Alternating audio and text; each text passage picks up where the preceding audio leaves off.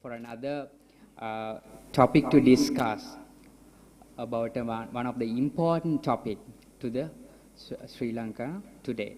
So when we gather here, we hear a lot of noise from the background, what people want, but we as professionals, how we going to act for certain each and every area is one of the important way to address the today's topics.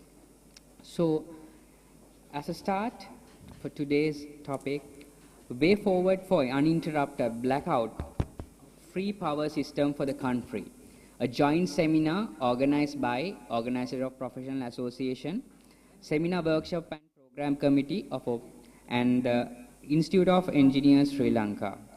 So to start today's program, let me invite Engineer Saman Kandanarachi, the Chairman of Seminar and Workshop Committee, and Vice President of OPA, a Board Director of Project Management Institute PMI USA Sri Lanka Chapter, and member of CPD Committee at IESL and Secretary of Engineers Entrepreneurship Forum of IESL. Engineer Saman Kandanarachi, it's over to you to welcome the gathering.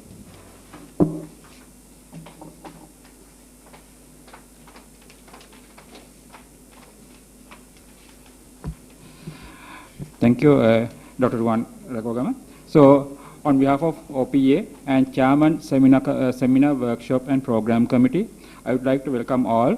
Especially, let me welcome President OPA, Mr. Dulitha Pereira, and also President Institute of Engineers Sri Lanka, Dr. Kamal Laksiri.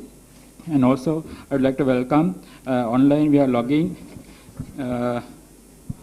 Dr. Narendra Silva from the online. He's logging to this our seminar because he was supposed to attend, but unfortunately due to certain physical or the sick, he is unable to come, so he's logging online. And also I would like to welcome Dr. Harsha Wickramasinghe and also Engineer Pali Jayawardena for this, our General Secretary.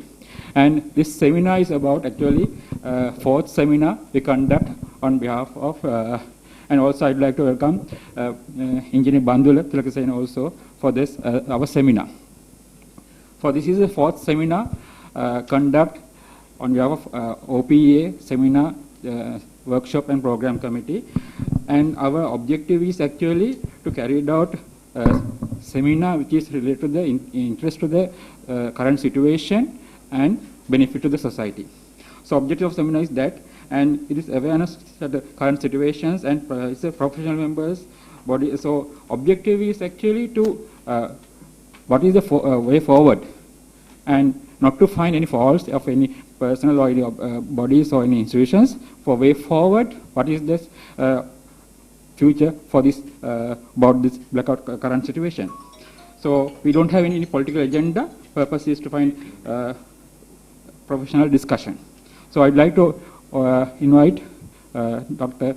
Ruwan Rakogama to conduct further of this session. Over to you, Dr. Ruwan. Thank you, Engineer Saman. According to the agenda, let me call upon the President of Organization of Professional Association, Mr. Dulitha. He is a chartered accountant by profession, a partner at KPMG Sri Lanka, with over 8 years of experience in numerous global and regional projects, and a council member of CS Sri Lanka. Mr. Dulitha, it's over to you to address the gathering. Thank you, Ruwan.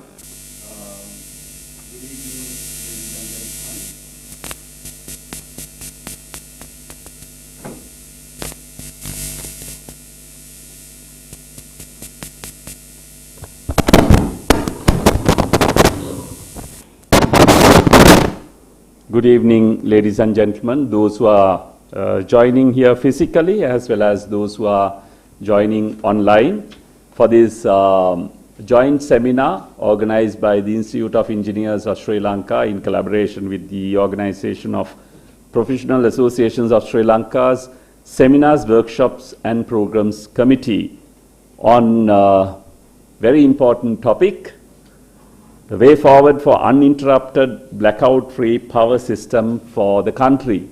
This has been a topic that comes out every year around this time when the drought season is on, but this year has been a bit peculiar because we had this exchange crisis and fuel crisis. As a result, what we are experiencing as blackouts or interrupted power supply across the country has been a very, very different experience.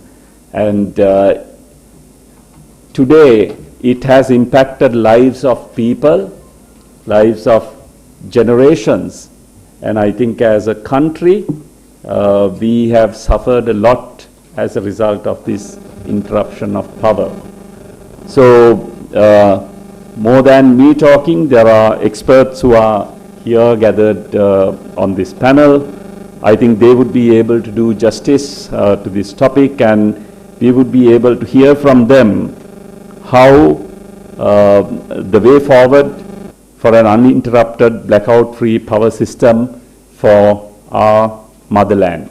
So with that words, I will give the controls back to Engineer Ruan Rekogama. Thank you. Thank you, President of OPA, Mr. Dolitha. So next is to call Dr. Engineer Kamal Laksiri. He is a PhD holder from University of Saga, Japan, and MSc holder from University of NTNU, Norway, BSc from University of Moratuwa, Sri Lanka, and currently the President-elect and currently acting President of Institute of Engineers, Sri Lanka.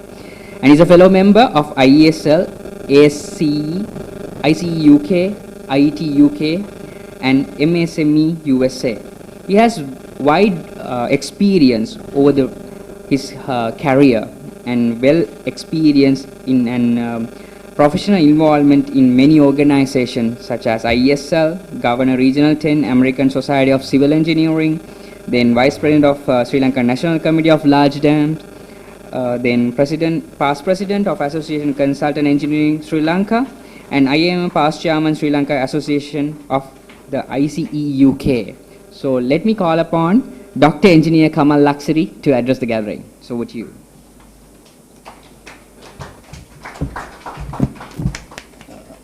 Thank you, Ruan. Good evening to all of you. Mr. Dolitha Pereira, President OPA, and the executive members of the council. Resource persons today, starting the moderator engineer Bandula Tilakasena, former Additional General Manager CEB, Dr. Narendra De Silva, General Manager LECO, is joining online, I think.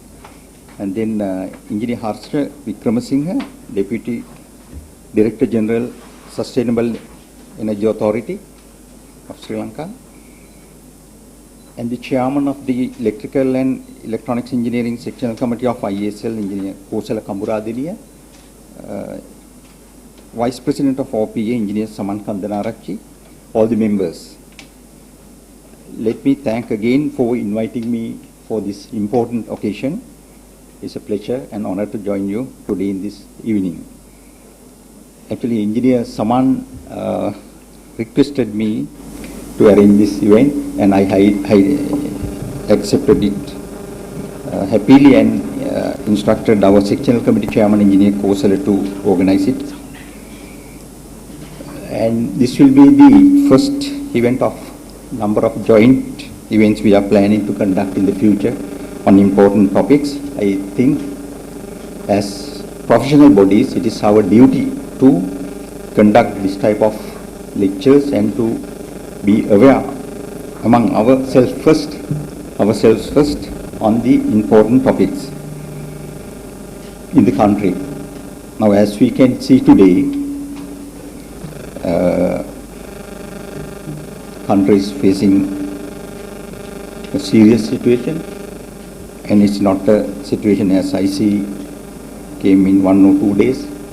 It's a situation developed with time, and if we have to discuss it, we need a full day session to discuss about it. But here the common excuse we give is we put everything to the politicians. But in my opinion, we are, as professionals of this country, we are also equally responsible in this, for this present situation today. I think at least now the time has come, we are also to come forward and play our role we are supposed to play.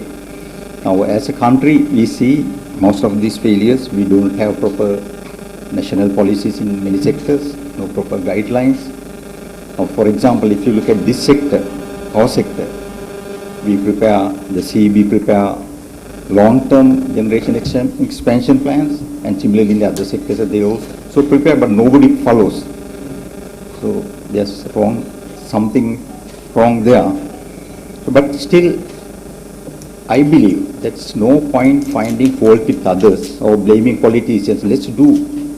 Still, I feel if we put little more effort, we can do a lot. So let's take this as a start. We as professionals and the professional bodies have the bigger role to play in the country's forward march. I think OPA, ISL, we all will get together and do it. And so similarly, like this event today, in the future also we can conduct, and we are, as ISL, we are ready to work with OPA in conducting it. So let me thank again, and also thank all the resource persons for accepting this, our invitation, and also the organizing committee. I am sure we have the veterans of the subject for this discussion today. You will find it a very useful and fruitful discussion. So with that, let me conclude my brief speech, and thank you. Thank you.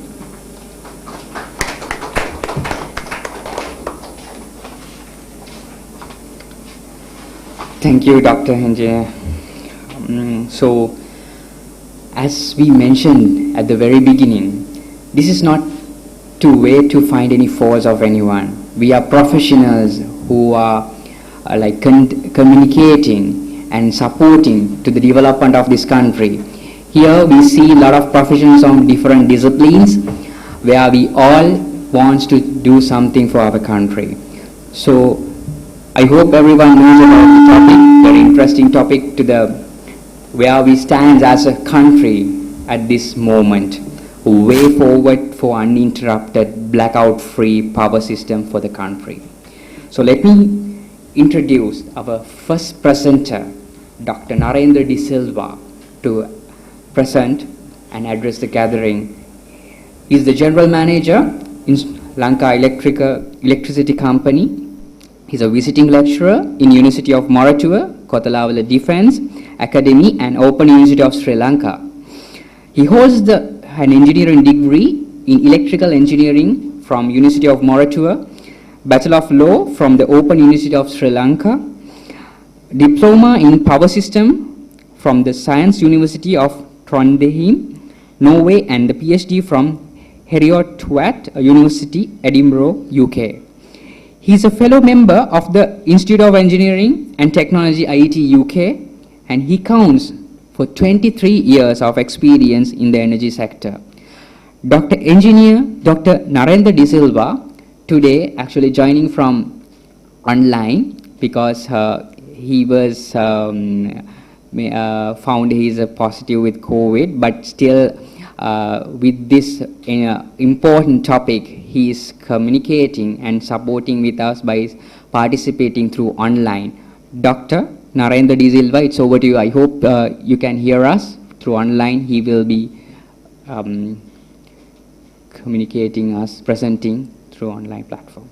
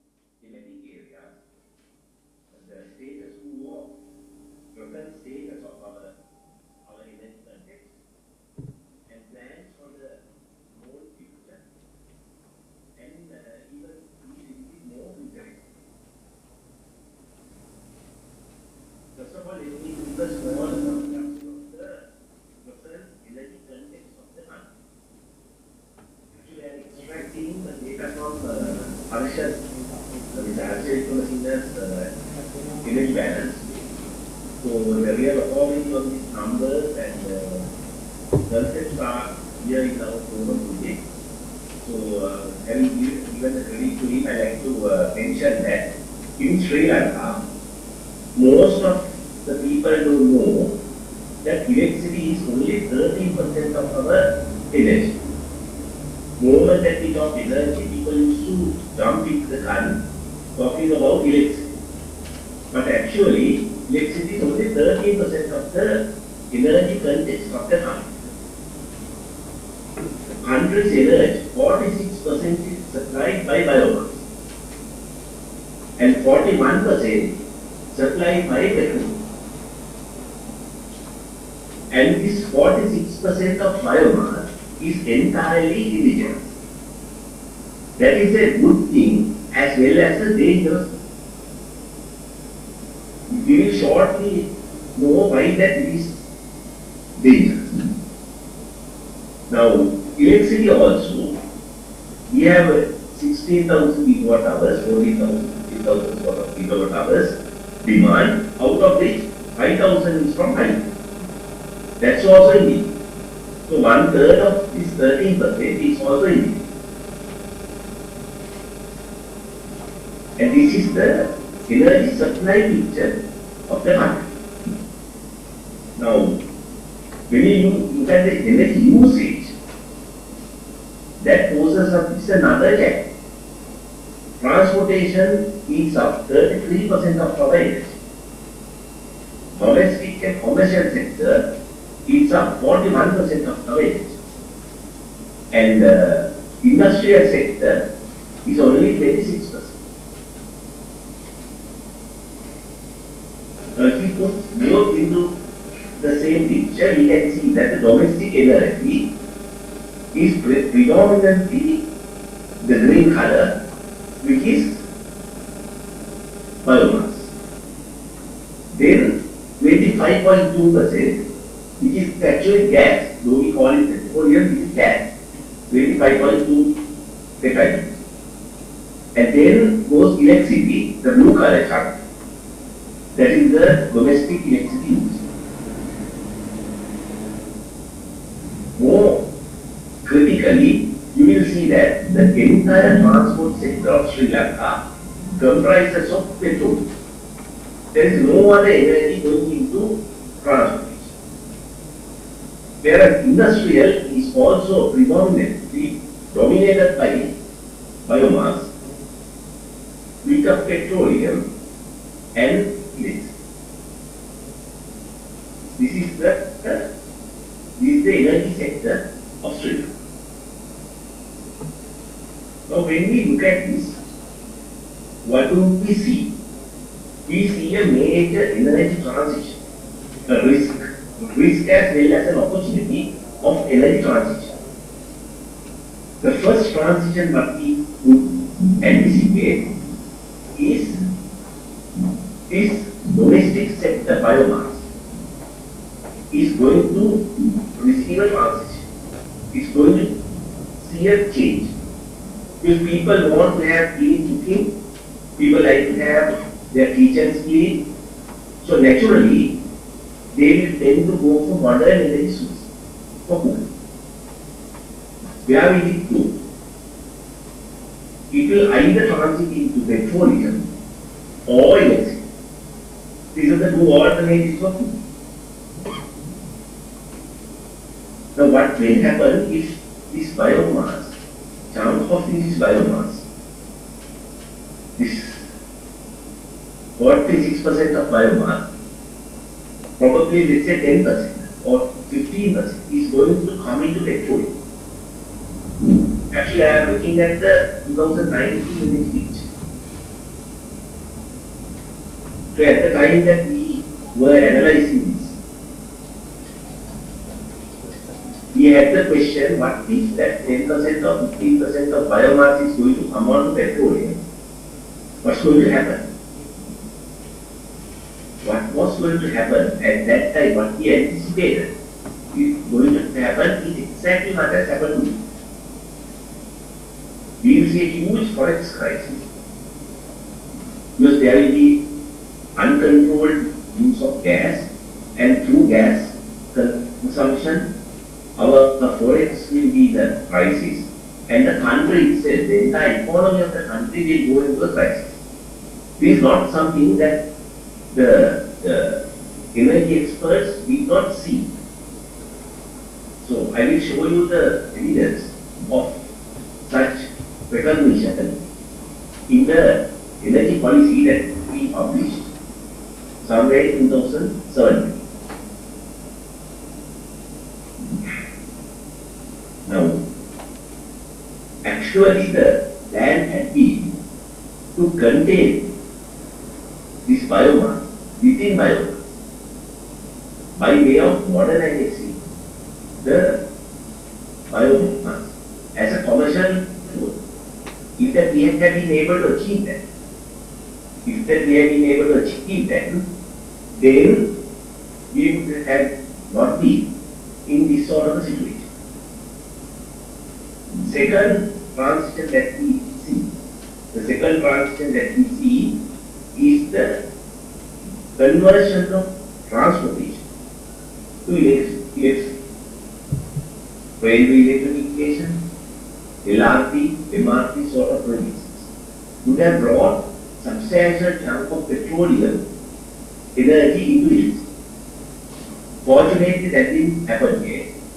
But if it happens, let's say this out of this 41%, 10% comes to it, electricity is going to be 23%.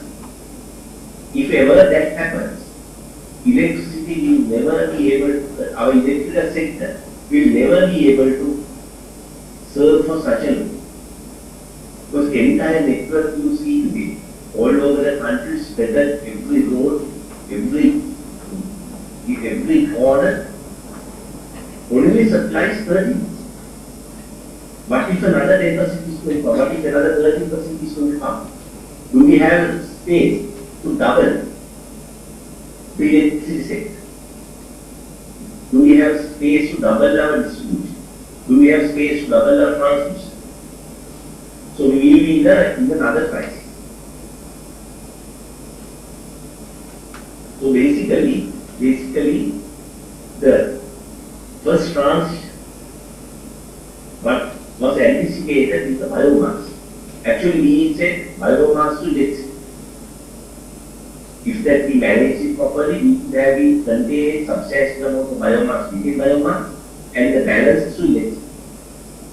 The second transition was transportation energy to electricity, which is yet to come. So if these two transitions are going on its way, we will be in a substantial crisis. Electricity sector will be in a substantial crisis, and the country's economy will be in a substantial crisis. Honestly speaking, today that crisis is there. Now, I'd like to bring your focus into another document which was published in 2019. This was in development over a period of 4 years, 2015 onwards. Harsha was there, a lot of other experts were there. We were developing this document. In this energy policy, you see we have recognized 3.5.4 availability of biomass EPA, commercial availability of biomass and biomass based fuel products, include biomass conversion devices such as food source. This strategy will keep to retain the share of biomass as fuel used for cooking, applications to discourage migration to petroleum fuels formed by convene, gradual diversification of transport energy. These things were not something unseen. These things were seen, analyzed, documents, but never been appreciated. No person took time to read these documents and analyze these concepts and appreciate. Instead, the country's energy was at a loss.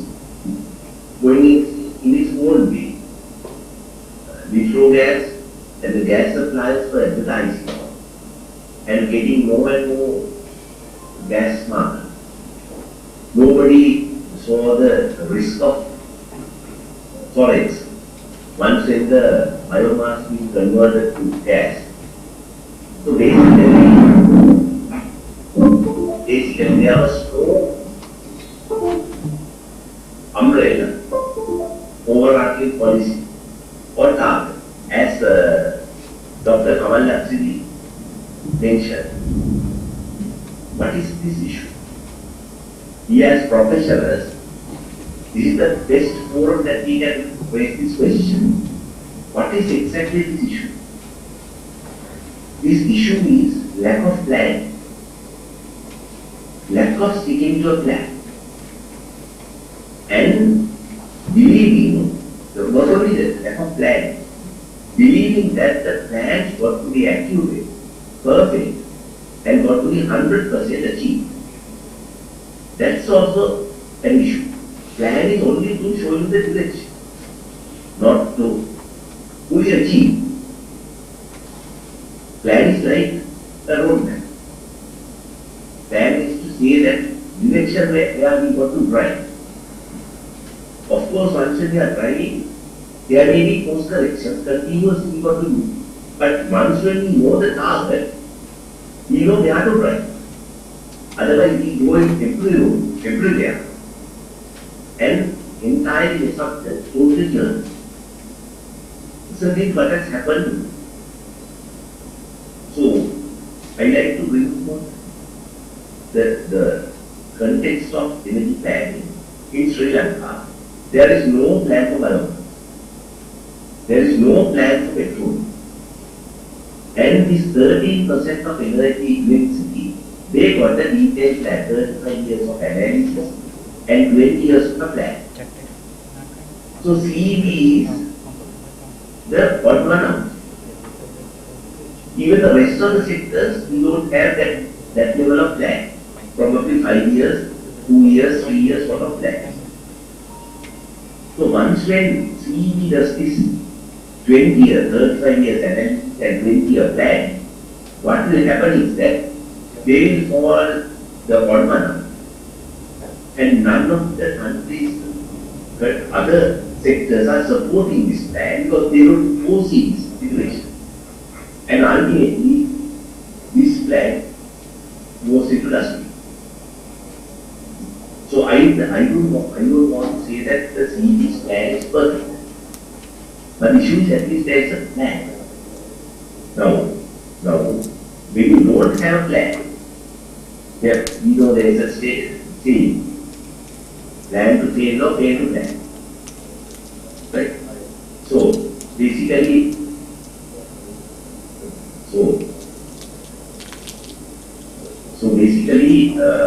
the planning and planning, not to achieve plan, but to have a plan, to give us the direction.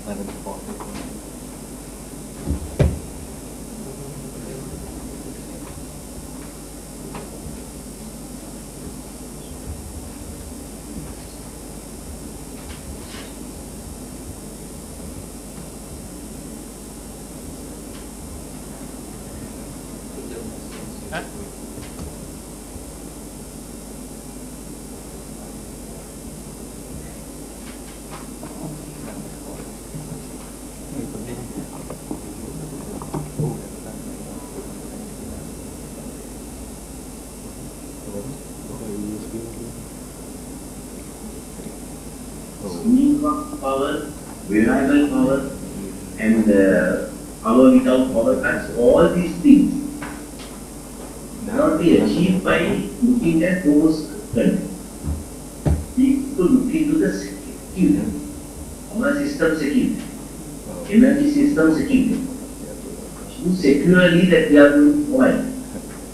But that security is not a context we can achieve within 1-2 years. Generally, a power plant takes at least 6 to 8 years to be realized. And out of these, let's say 8 years, probably 6 years we are doing the planning and the ground. No single block will be moved. No single piece of a chunk of soil will be moved until 6 years. Okay, for the construction probably 2 years. Now during these 6 years, we see a very vulnerable period for this power plant. Any policy maker, any politician or anybody, any criticizer can come into the picture, criticize the power plant, and let the policy makers also abandon the picture. This is what was happening over the time. Since we have not even turned a single soil, value of soil, the spring that people think has no cost.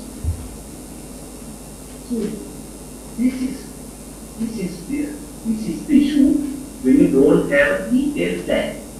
If we had a plan, if we had forecasting, if we knew why that this power plant is being planned, we work for 6 years. Naturally, nobody will try to abandon.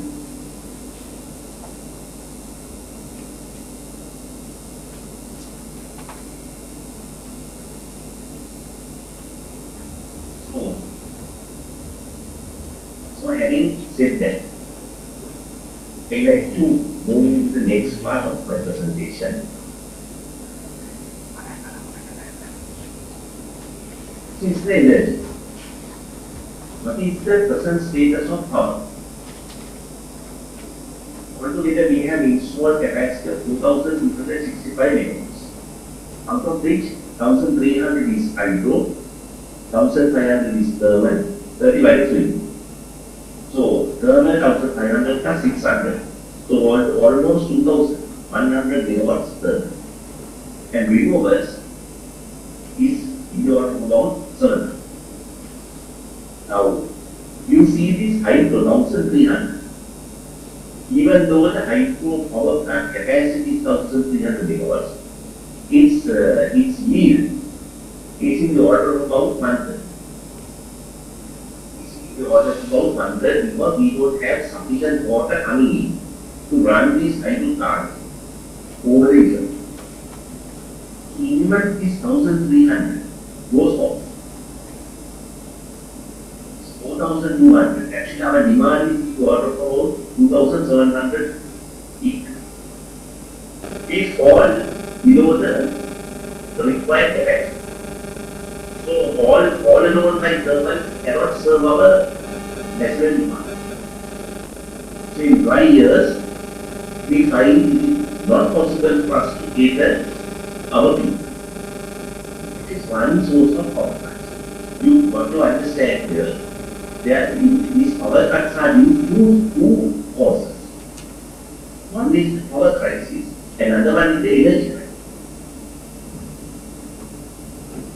The moment that hydro plant is not available, hydro resource is not available, we go into a power crisis. We cannot serve our people.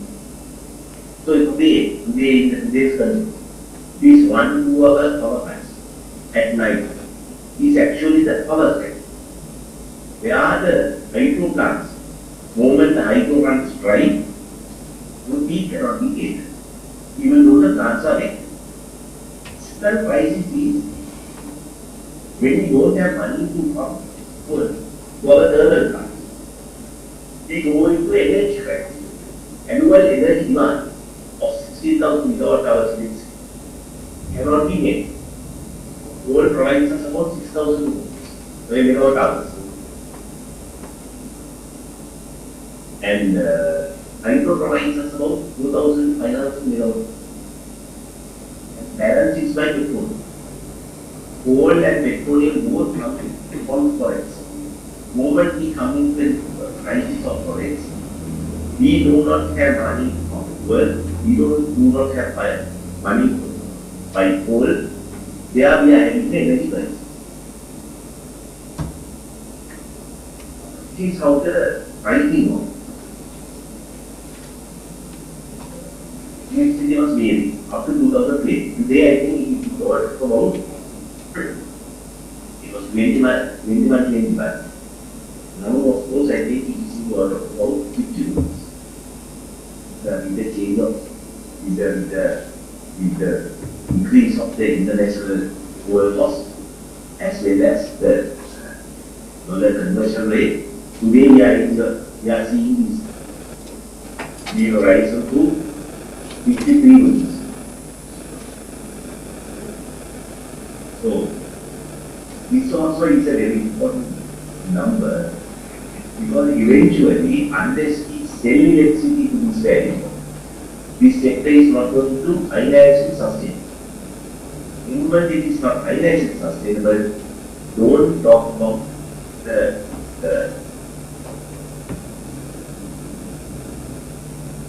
uninterrupted power without power cuts.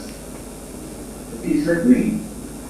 Unless the sector is sustainable by itself. This is the forecast. CB's plan, very strategic from CB's plan. 2030 to 35, that era, that time, that the window that we got to for plan. We see the peak demand increasing to 4,500 megawatts. How we are going to provide this power? Now actually we are talking about power. Earlier we talked about energy, now we are talking about power. So, CD is having a detailed plan for this. If I extract the context of basic background of planning, this is what the renewable plans of CD should see. They see that generally when the load curve will be something like this in 2030. Sorry. Generally, we need 20% control share. We do not go amount renewables over and above the load curve. There's a 20% control share for the load the control of the market. If we provide this 20% control share and below this 20%, if we flat 2,000 megawatts wind and 1,300 megawatts solar, we are eating 55% of energy. 55% of energy from us. This is the first picture. The picture, we hit we go exceeding the control share. If we do so, we have to provide batteries to the country, but not large batteries, small chunk of batteries. So once when we go to 60%, we need a small layer of batteries. But from this picture, from 55 to 60 we can move by providing this battery. Current picture is something like this. We go to solar. We try to fill our energy from solar without looking at the load. So basically during the daytime, we are exceeding our load by mounting solar. What happens? What happens is then we need a large chunk of battery to save the surplus energy, the part of energy which is beyond the load curve, in batteries to shift it to the night time. Then we can go to 70% energy from our. So I want to see that 55% no batteries, 60% 70% large chunk of that, or large from some energy storage there, not only that, it could be pump storage or batteries. And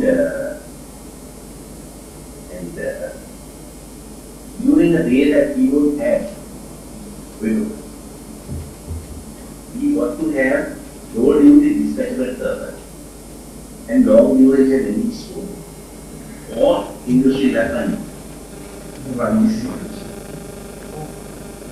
So our context, we as professors got to ask the question whether we are doing 5%, 60% or 70%. So 70% it says we got to have short-term batteries, day cycling batteries, single day during the day that you charge the battery and discharge during the night. Or parts. Thus, in a day that we don't have renewables, we need to have the thermal power. But this thermal power will not be the traditional thermal. This low duty dispatchable thermal, cheap thermal, and long duration energy storage or industry unneeded, so that we can use the Indian power system to buffer a day or two of our poor renewable need. This is the one of the things. So, what I want to mention in this case is our future is renewable. No question about that. We cannot run out of system like petroleum and petroleum-based power system for very, very long time because of the previous two transitions. Because cooking energy is going to be transient and certain chunk of that is going to come in the city, and we got to facilitate that. Transportation energy will come in the city.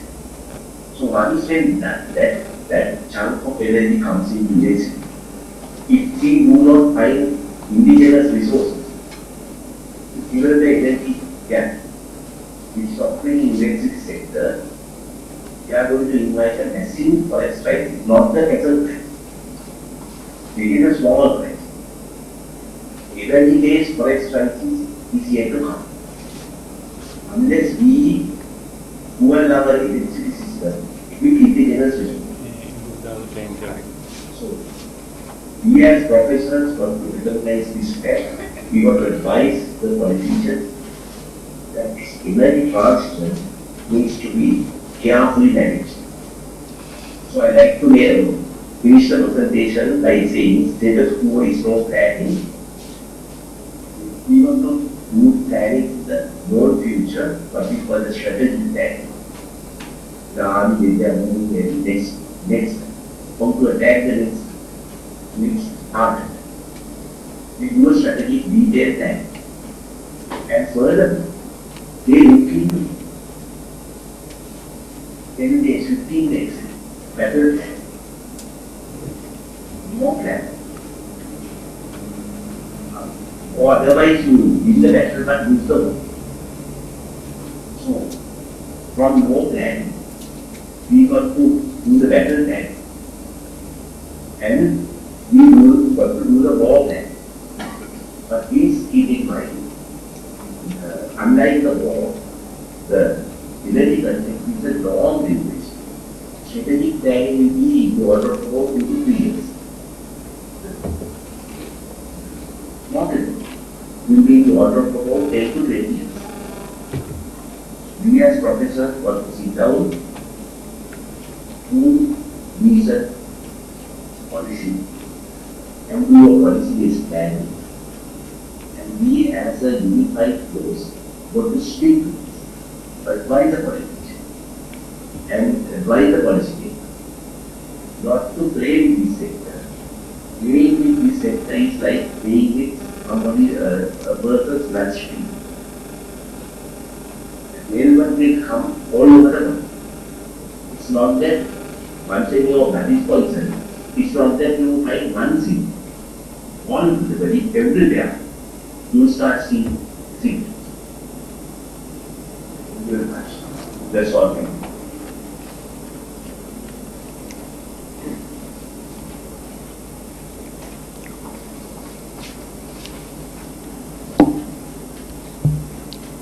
Thank you, Dr. De Silva.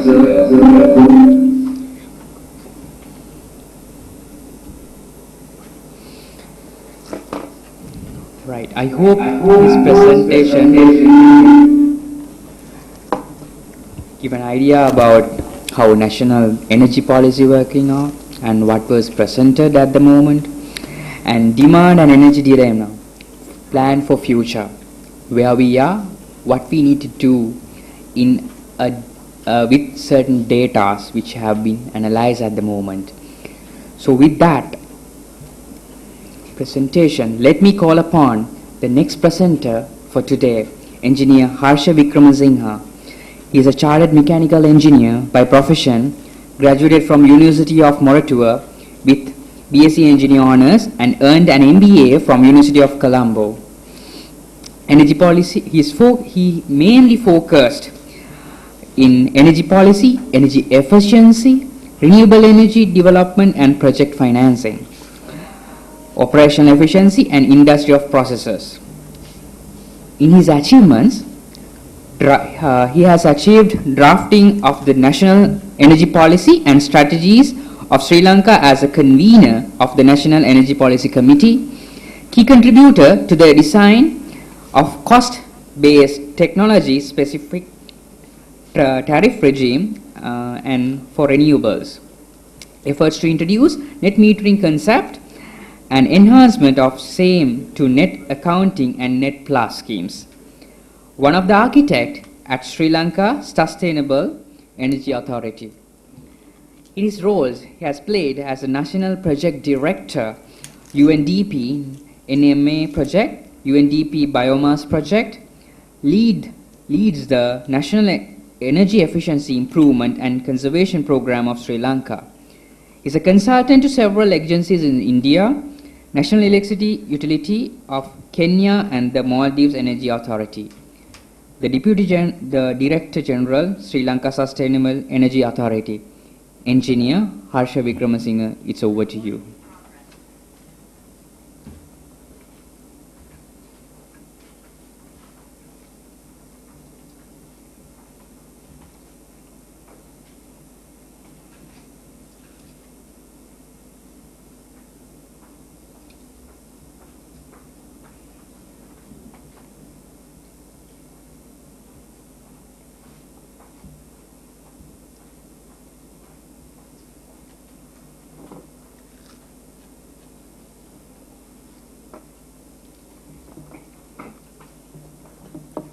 Good evening to all of you, President OPA and President ISL and all the dignitaries in the head table and all the participants from various professions.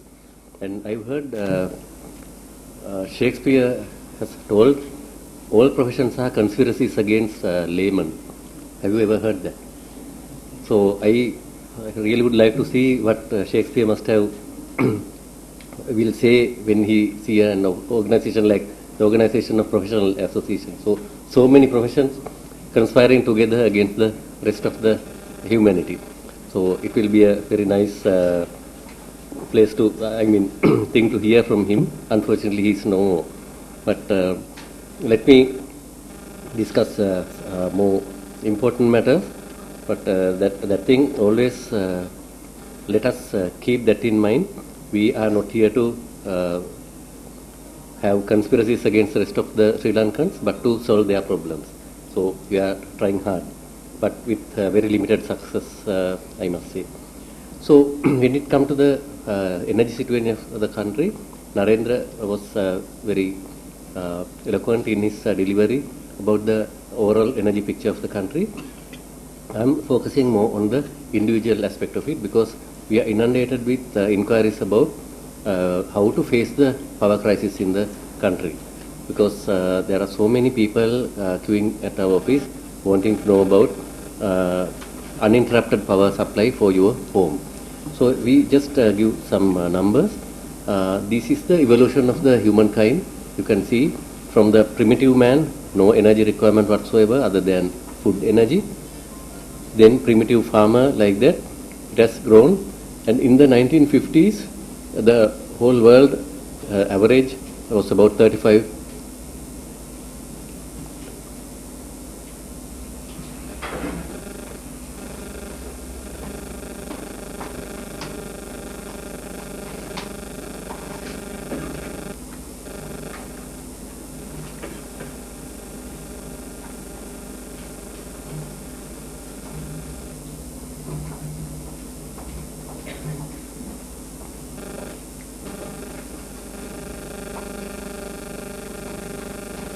Sorry about that. So they were using about 35 gigajoules of energy per person per annum in 1950s, and today the world average is about 80 gigajoules per annum per capita. So, but we are very fortunate as a country. We are using very less amount of energy, approximately about 25-30% of the global average, which means we are a very fortunate country in terms of energy crisis, because we demand very little from the planet and very little from the energy sources. This is because there are large number of factors. Our country is a very good place. I mean, it's a very small country, manageable, and with a very less transport energy demand. And also, it's a very there is a very good climate. You don't need heating and you don't need cooling. The external environment is as good as the internal environment. So we need very less comfort related energy demands like that. There are so many pluses about our country which has kept our per capita energy consumption at very low levels. Adding to this, our manufacturing economy is in complete disarray, and our service economy is not demanding that much energy to produce economic output. So as a result, we live a very frugal life in energy terms. And Narendra spoke about energy security. I will just give you some more information into this. Fossil energy is available when we want it in the required quantity and for a good price. So that is the normal situation. And under a crisis situation like now, energy is still available. Somewhere energy is available, stored, but surely the humankind will exhaust it very shortly. It is available elsewhere, not in our shores. So that is the problem. And we have no money. We have to admit that. And our energy security is threatened because there is oil supply. Some of it got affected with the Ukrainian war. There's a problem. But still there's a large amount of oil and coal available out there, but we can't afford it. So our energy security is threatened. And renewable energy, on the other hand, is available, but not exactly when we want, and in quantities different to what we want, and prices are very good, becoming very good. So it is becoming cheaper and cheaper. And one great myth held by many people, including professionals, is it is free. And CEB is blocking renewable energy because they can't earn a commission from renewable energy. That is the number one allegation. They can earn a commission from oil power, coal power. That is what people think, I mean the Facebook warriors, but they can't take a bribe from the sun. That is why they are not developing. Actually, you can take bribes from, not from the sun, but people who are developing solar, you can take bribes. Very clean bribe, I must say. So, if coal bribes are dirty, you can take very good, clean, environmental friendly bribes from even the renewable energy developer. It is not free. That you have to understand. There is a cost, sometimes significant, associated with renewable energy, but the good news is it is coming down all the time. And it needs some additional storage, and my topic today is whether batteries can solve this problem. Many people administer batteries to be the way forward, and Narendra spoke about a very big battery. I am not going there, but I will just show you the sizes involved.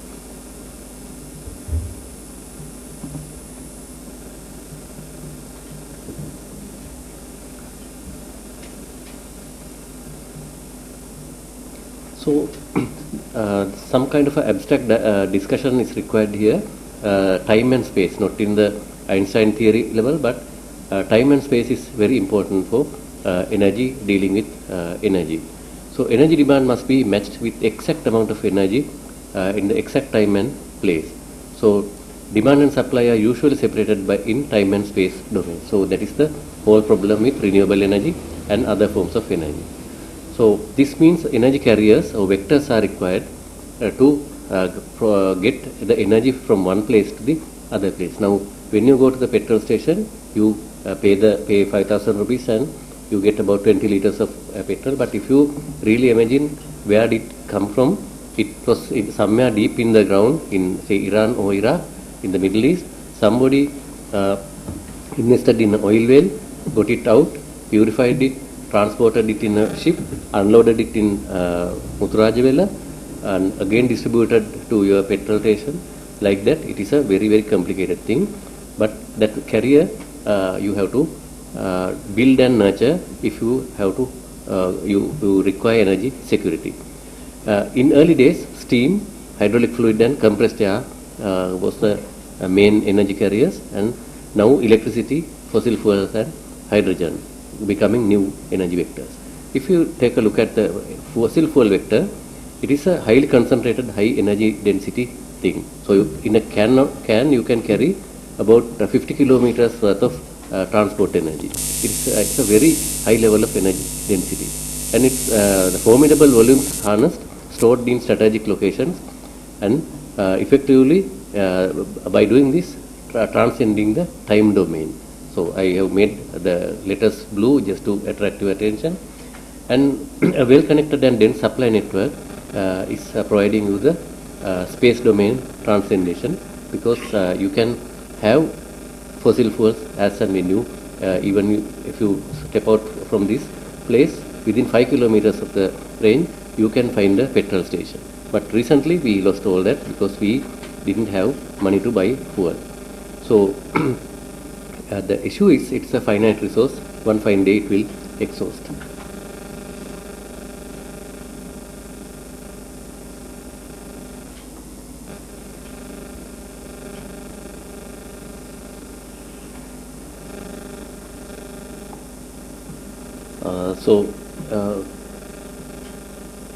With that, then we move on to electricity vector, another energy carrier. So there was a battle between Thomas Alva Edison and Nikola Tesla. One person promoting the DC electricity and the other one AC electricity. And finally, Tesla's AC electricity won the day, and Edison's DC system was very inefficient, and it required a small power plant at each load location. DC electricity cannot be transported over long distances. And Tesla's one, on the other hand, the AC alternating current system offered transformability from a low voltage to high voltage and vice versa. So you can get energy from one place to the other.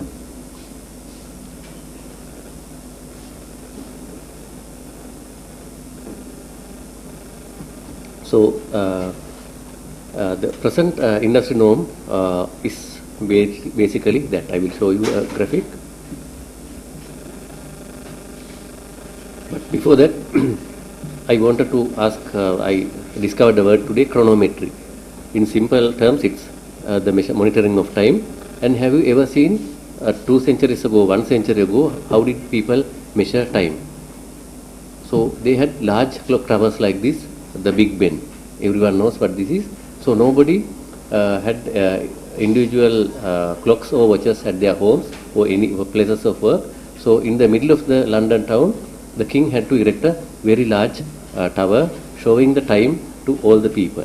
But then came the Japanese with a very simple device, the very cheap wristwatches. So now everyone carries time with them. Now even now this is no longer wanted. Everyone is having a mobile phone in their pockets, so you can carry the time with you. No longer you need things like Big Ben. Our electricity systems are like the Big Ben. That is the whole problem. So you have a very large power plant just like the Big Ben in some location. Now our case, we have a coal power plant in Norechole, 900 megawatt, and a wind power plant in Mena, all far away from the load centers, which is in Colombo. So you have to transmit this power through a transmission network and to a substation, and from there to a transformer near your home, and finally to your home. So this is a very wasteful way of using a resource, but there was no other way. Large power plant, just like the Big Ben, in a single location. And renewable energy, we have the problem because wind is not available in Colombo. So you have to generate wind where it is available in Mena and use the similar transmission network to bring it to Colombo. But on the other hand, there is the smaller end of the thing. Is there a way to reduce this display? I can't see my screen.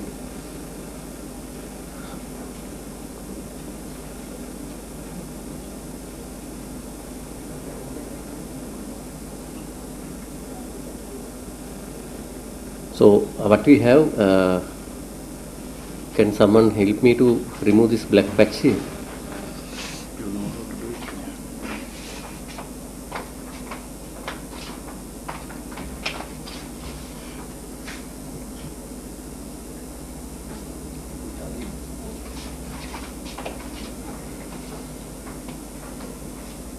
Okay, on my right hand side, there is the smaller end of the thing. Everyone is worried about these things.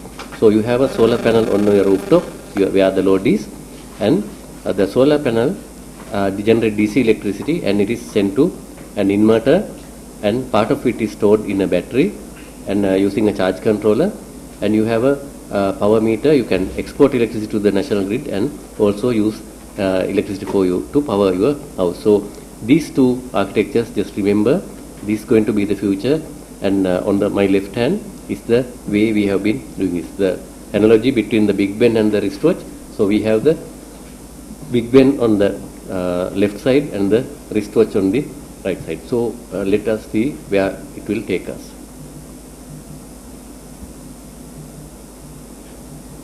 So electricity is so important because it is a very versatile energy vector which can transcend both time and space dimensions simultaneously. And without electricity, the contemporary civilization will come to a halt very quickly. We are witnessing it now. I am hiding these floating controls. Please don't take it up again. So most economic activities will cease. We can't make our tea in the tea factories. We can't do any apparel manufacturing without electricity, and mobility greatly reduced, and communication blackout. When 4G networks came down to 2G, you can't use WhatsApp, you can't use YouTube on your mobile phones. So many people will have nothing else to do but to look at the sky and wait. So that is where the generation W, you must have heard about the generation X and Y. Generation W, I have dubbed them the wrong generation. So they came onto the street because of this problem, because of electricity. They didn't have electricity, so no data, no WhatsApp, no phone fund. So they just came out and joined the protest. Now we have the full-fledged outbreak of this protest, but everything started because of we couldn't supply electricity. That is my personal opinion, subject to I appreciate your views on this. But if we had 24 hours electricity, I am quite sure the rural youth will be on the streets, but not the urban ones. They will be happily waiting in their homes, going through the phones as they always do. I have 2 teenagers at my home, so I know their behavior. They were very upset about electricity, but their whole world crashed when they didn't have 4G. So that is the situation. So the world went round without any problem until such time. And how demand and supply was managed all this time? The traditional grid systems banked on stable supply sources and lavish reserves. So you had a lot of excess capacity and a lot of stored fuel, and it was available on your soil and no problem at all. And this is not going to be a profitable alternative any longer. I was told by the additional general manager in charge of in the CEB that every 8,000 million rupees worth of fuel oil going into the CEB will produce electricity sold at only about 3,000 million rupees. So every ship they lose 5 billion rupees. So that kind of a business will not last. So if our topic is uninterrupted power, just like LP gas, if you want uninterrupted LP gas supply, you have to pay the higher price. If you want to keep the LP gas price at 2,700 or 1,700, there will be no LP gas at all. And similarly, we are learning it the hard way. Electricity also, we can demand, we can cry, we can do anything to keep the price revision from happening. But mind you, then we will have no electricity. So I am very bravely saying these things because I am not from CEB, but they will be a bit more guarded in what they say. So they, due to this reason, they didn't bank on variable renewable energy resources.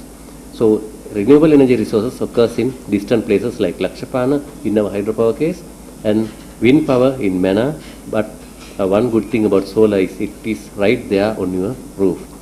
And they didn't embrace the advent of new communication tools done by other industries. So it's a messy thing for a utility to get into renewables.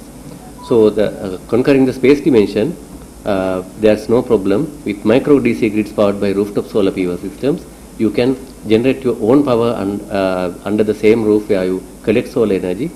And most things in the home can be powered by a virgin DC current. You don't have to convert it to AC, then convert it back to DC.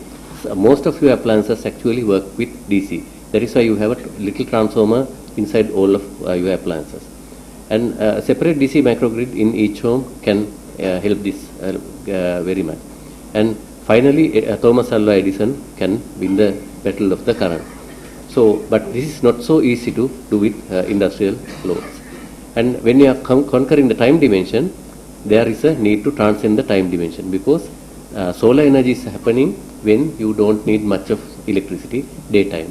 But you need electricity in the night time, and renewable energy will not be available when the demand occurs. So there's a practical nature of the renewable energy. So we are coming to our topic, which is the major breakthrough in storage solutions is required. So if you have a storage device, just like the water tank on your rooftop, actually in other countries, the water supply and authorities, they don't ask you to put up a overhead tank in your home. The pressure is maintained and the volumes are maintained at very great cost, of course, and when you open a faucet, the water comes out. But in our country, we don't have that kind of reliable water supply, so every household will have a 5,000 rupee, 12,000 rupee tank on your rooftop, and that is your equivalent of a battery. So we are discussing two things, electricity and water, but water system is always on a already on a battery system if you are looking at it in a very abstract sense. So we need a battery. Let us see. This is the load curve of the power system on April 6 last year, 2021, and the reported loads are the blue colored one. This is the load curve seen by the utility managers. But unknown to them, there is a substantial band of solar power generated during the daytime, as you can see. So earlier the peak demand occurred at around 7:30 in the night. Now with 545 rooftop systems unreported energy, we suspect that now we have a day peak, but we don't know because we don't have the real-time numbers with this. So we have a problem right here. And Narendra's theory, I'm showing it on the load curve itself.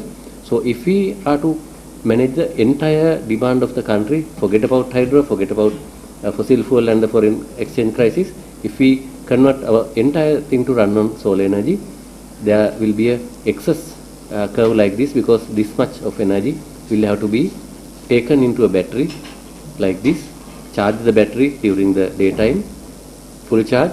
We are ready at around 6 o'clock, we are ready with the full battery, and give it during the night time when we don't have sunshine.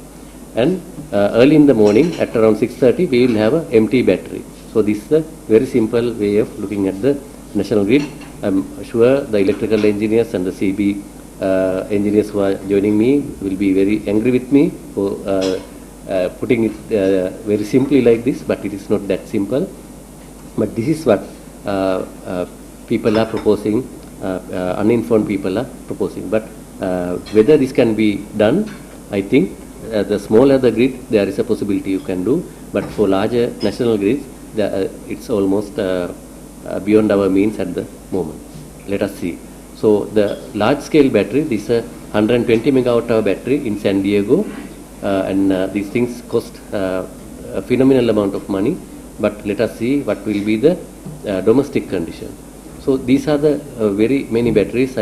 For the uninitiated participants, let me show you some things. These are the car batteries. Everyone knows these things. And all the torch battery, pen light batteries, we all know it, and then the wristwatch batteries. And then we have the lithium-ion batteries. Looks like a car battery used in the telecom industry. And this is the most famous lithium-ion battery.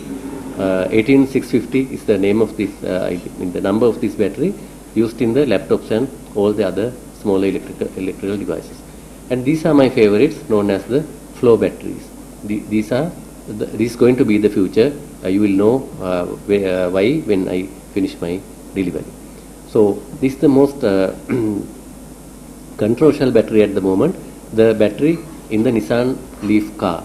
So it has a cell like this, assembling into another module, and there are large number of modules, I think 48 modules, giving you 48 kilowatt hours of capacity.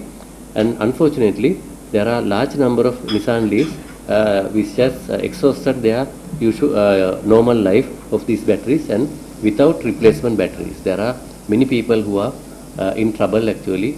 The earlier generation Nissan Leafs, things which came before 2009, they are in trouble because nobody supplied them these batteries.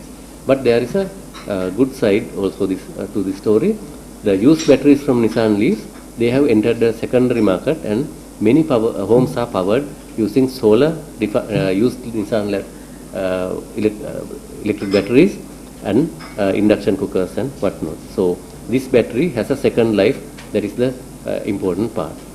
And the good news is the battery costs and solar costs are coming down drastically. So this graph is from 2016. You can see all the cost trends are coming down, where the fossil fuel or the general prices of the utility industry is going up. So when these things cross, we have a solution, renewable energy solution.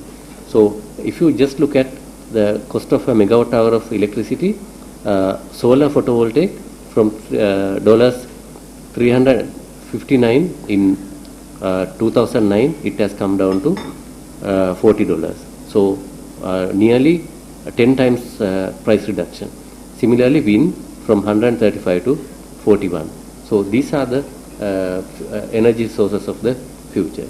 And locally, we have tracked the cost of local rooftop solar projects, and in this x-axis we have the size of the installation, the smaller domestic connections here, and the larger institutional connections here, 100 kilowatt size, and price in million rupees per kilowatt. So you can see the red one is the 2014 curve, blue one 2016, and the black one 2018 curve. So the curve is coming down in the sense it is becoming cheaper and cheaper until we ran into the economic downturn. Now I don't discuss prices because I don't know the actual price of solar. Nobody is giving a quotation in rupees. They are quoting now in dollars. And story of the national battery, we have modeled and found out what will it take to do that 57% of our daily demand on a battery. If you go with a simple lead acid battery used in a car, it will cost you about 15,000 rupees and have about 300 cycle. Every year you have to replace a battery. Like that we did the calculations and found out to do that you have to, your cost is going to be 106 rupees per unit of electricity. And if you are doing a same thing on a lithium-ion good quality battery, something like the Tesla Powerball, again it will have a much longer life, about 10 years, and your cost of electricity, let me hide this again, with 15 rupees per unit of electricity generated by solar, the storage cost is going to be 17 rupees, altogether 32 rupees. And this is the cost of storing electricity in a lead acid battery is very high because the battery needs replacement, and the efficiency of the battery, you are putting in a lot of energy inside, but a little bit, only a little bit comes out, known as the round trip efficiency. It is very low. So then we go to the ideal battery, which is in my my knowledge, the flow energy storage system, flow batteries. So it will cost you about 300,000 for a unit, unit of flow batteries, and it will have about 10,000 cycles, useful life. And we are arriving at 19 rupees and 76 with the present prices, present in the sense before crisis. This was the thing. So we can see we are almost there. The utility will not be able to increase their tariffs as they wish in the future, because there is an alternative solution coming up. But unfortunately, none of these equipment is available in the country because of the exchange control procedures. And with when both time and space conquered, the ultimate dream of energy independence become a reality, and a wireless future for even the power industry. And our curriculum of the electrical engineering teaching institutions will have to be very cognizant to this fact and adapt accordingly. And what responses will be made by the grid operators? So the demand of around 50 gigawatt hours of storage capacity may be required. So that is the ballpark figure. It's a huge battery. I showed you a 120 megawatt hour battery. So this is several times larger than that battery. And there are other solutions practiced by people in the country. I have already explained this one. Do-it-yourself approaches by people. There is a kind of a forum. Madhyama Jalayen Beharava Viduli Sapayanangi Sansade or something like that in the Facebook. There are about 10-15,000 members in that. People who are going off grid from the national grid. So they are helping each other, importing batteries and various stuff from places like Hong Kong and China, and doing it on their own. Of course not to a very high standard, I must say, but nevertheless they are doing. There are 2 locations near my home. They do everything. They have an electric vehicle, they are cooking with electricity, and they are disconnected from the national grid. And their energy costs versus my energy costs, they are doing extremely well actually. They are saving about 30,000 rupees every month because they have got down the leaf batteries for such a small value. But whether it is reliable and safe, I have my grave doubts. Okay.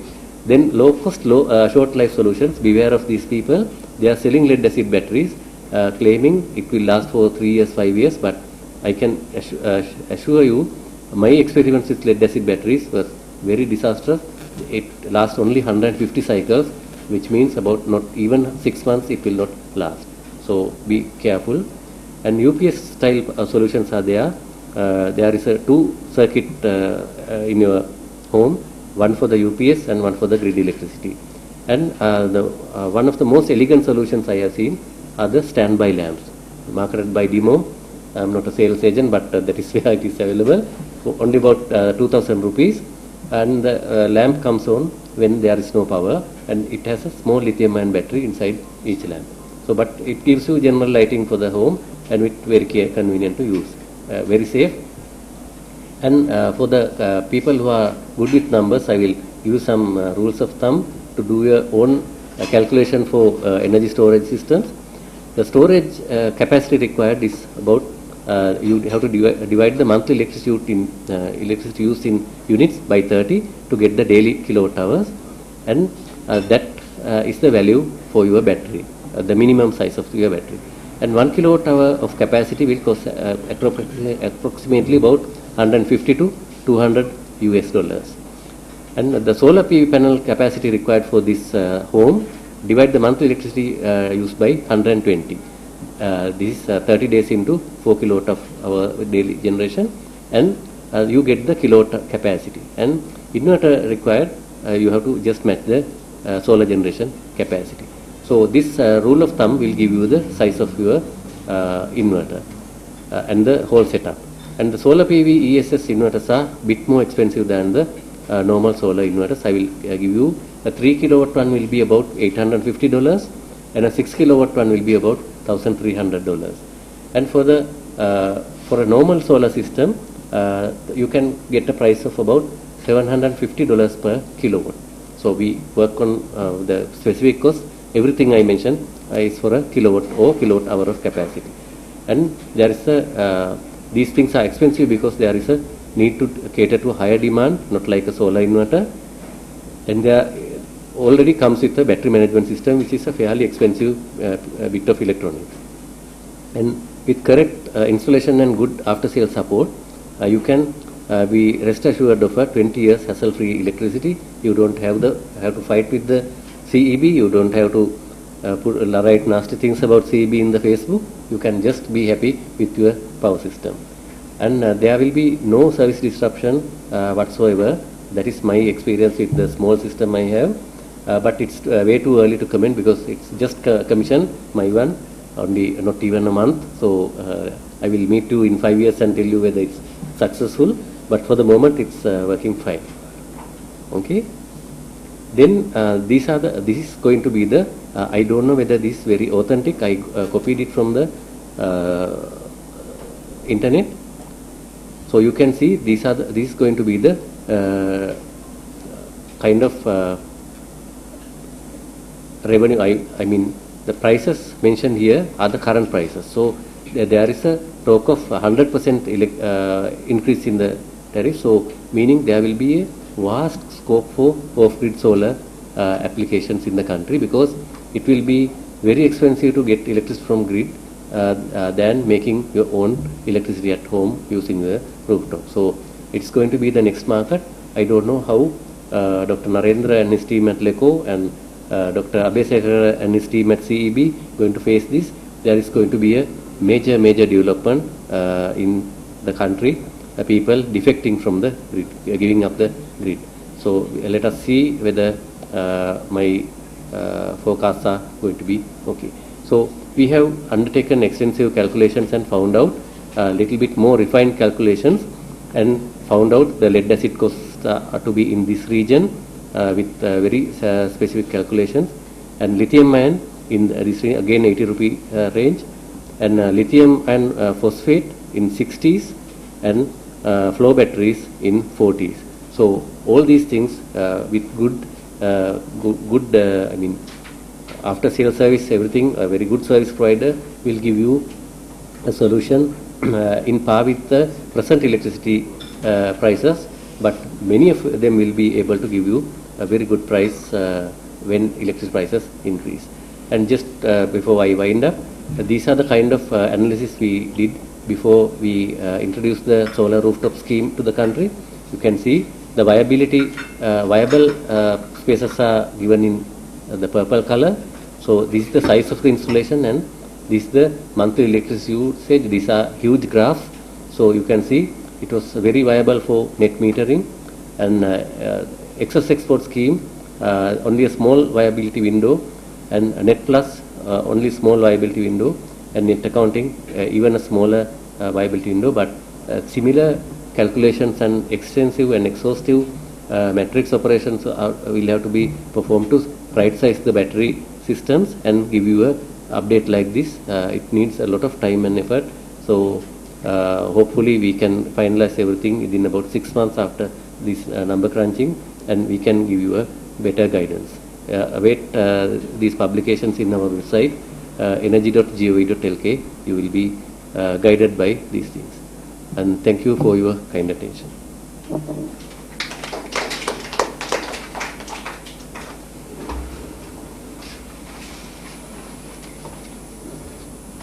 Thank you, Engineer Harsha Vikramasinghe. So I hope we got an idea about many dimensions of energy security, and whether batteries solve the problem. We also think about what sort of things that we can do. We think that solar is the best solution for this, and what batteries can do to solve this problem. I hope we got some kind of an idea where we stand and what need to be done in future. So how the demand supply was managed was expressed by Dr. Engineer Harsha. So thank you very much for the nice presentation. So the two presentations are over at the moment, but we as professionals may have a lot of ideas and questions. So let's move to the panel discussion.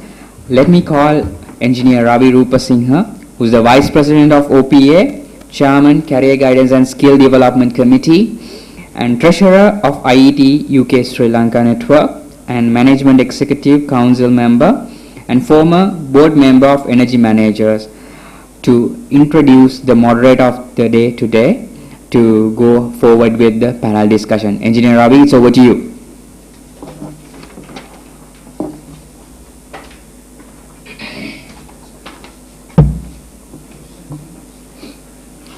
So good evening, those who have participated physically as well as online. Before I introduce the moderator, so I have to say a few words. I think this is a very timely topic organized by the IASL jointly with the OPA. So I thank Engineer Saman took that decision, and it's a very important topic as well as very arguable. So thank you very much. But I hope like IASL has come forward and give the professional view, right now the professionals are, the people are expecting. So it's a correct time to give professionals view. I think one thing I want to highlight, I think Dr. Harsha and myself made 2 days back, the Sustainable Energy Authority doing many activities with something like US aid. So I think people isn't aware that they are carry out some of the important activities. I expect Harsha will elaborate that kind of activities. Coming back to my duty, Bandula Sirimewan Tilakasena graduated from the University of Sri Lanka in 1978. Since graduation, he had been employed in Ceylon University Board. He held the position of Additional General Manager for Corporate Strategy in Ceylon University Board at the time of his retirement in 2016. He has been serving as a chief engineer of many hydropower plants in Sri Lanka and has been involved in construction, operation and maintenance of large hydropower plants. Later, he has been in charge of the independent power procurement for Ceylon University Board. He also had been in charge of demand side management and corporate and regulatory affairs of the transmission division of Ceylon University Board, and served as the project director of Trincomalee coal power projects during the period of 2006 to 2011. He associated with Sri Lankan's power sector reform activities, representing Ceylon University Board in various capacities, and held overall responsibility in regulatory affairs of Ceylon University Board as the Additional General Manager for Corporate Strategy. He is a chartered electrical engineer and attorney at law. He is also the Fellow of Institution of Engineers, Sri Lanka, and member of the SLIMA, the IET and IEEE. He also holds the Diploma in Commercial Arbitration from the Institution of Development of Commercial Law and the Practice, Sri Lanka. Over to you, moderator. Thank you.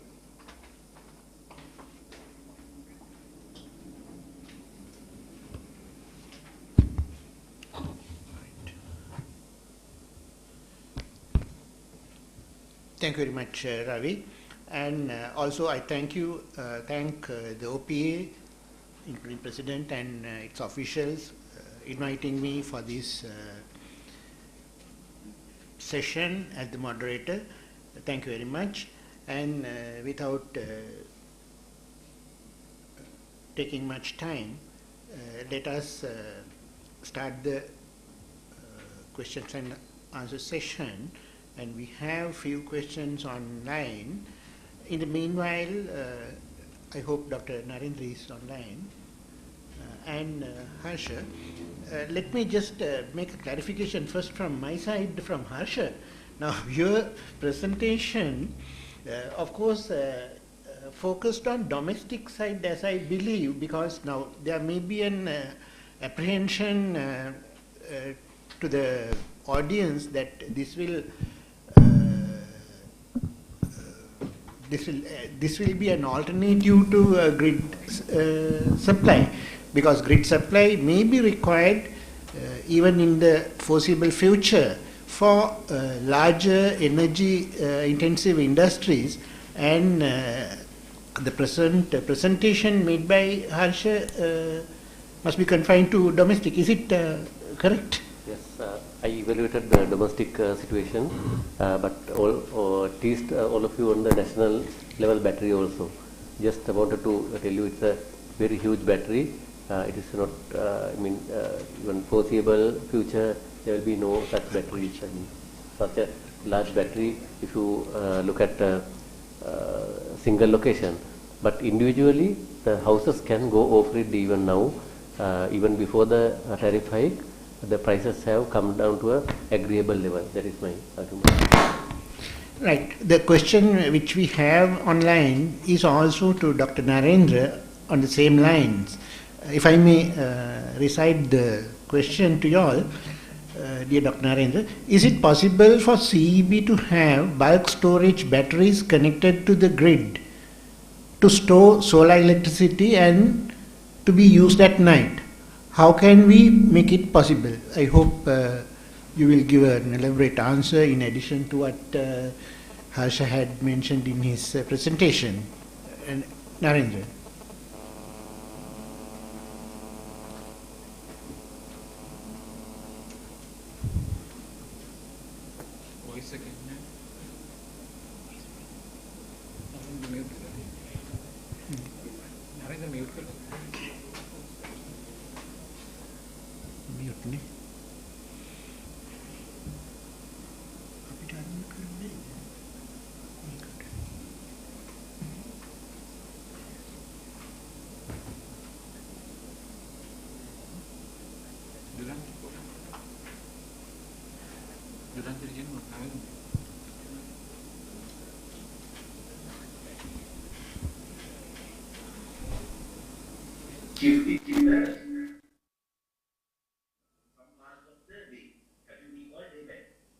Narendra, we missed you for some time.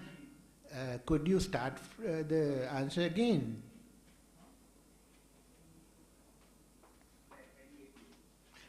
We missed you for some time. The initial part of the answer we didn't hear.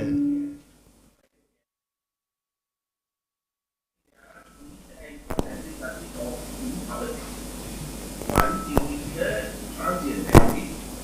When the solar and renewables are striking the mark, they are independent sources, they sometimes potential.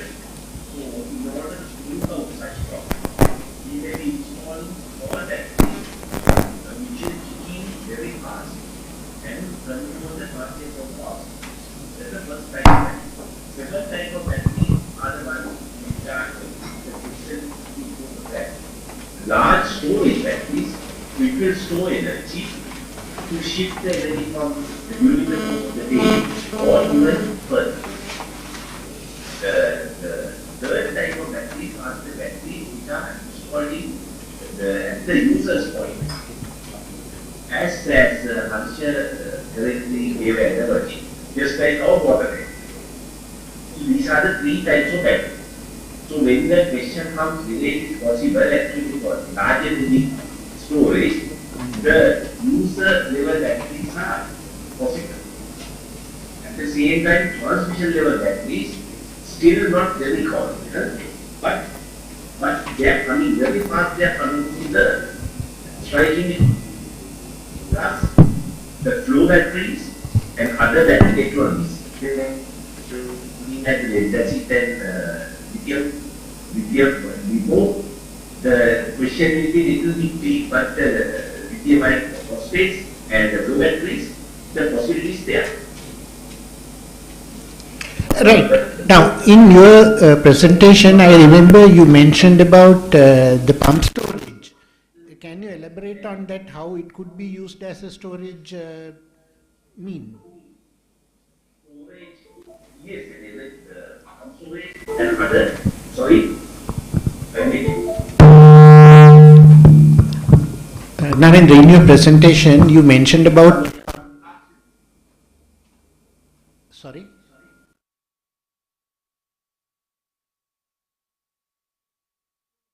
question really, because you mentioned about the pump storage and how it would solve this problem as well in relation to battery. Yes, actually, yes, other than the transit, the pump storage can store large chunks of energy and shift it across the day or even couple of days. So large storage, we look at the large storage, pump storage has a very good hand. And I use a rotating machine for inertia. So for the system of its getting, but the problem is pump storage is still costlier than battery.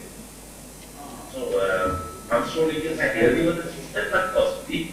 Batteries are cheaper than pump storage, but not as cheap as we expect. Actually, they were good calculation. It's in the order of about 90, 60, 40 on. So, because of that reason, batteries, the economy of batteries, the real bulky economy of batteries are yet to come. Probably as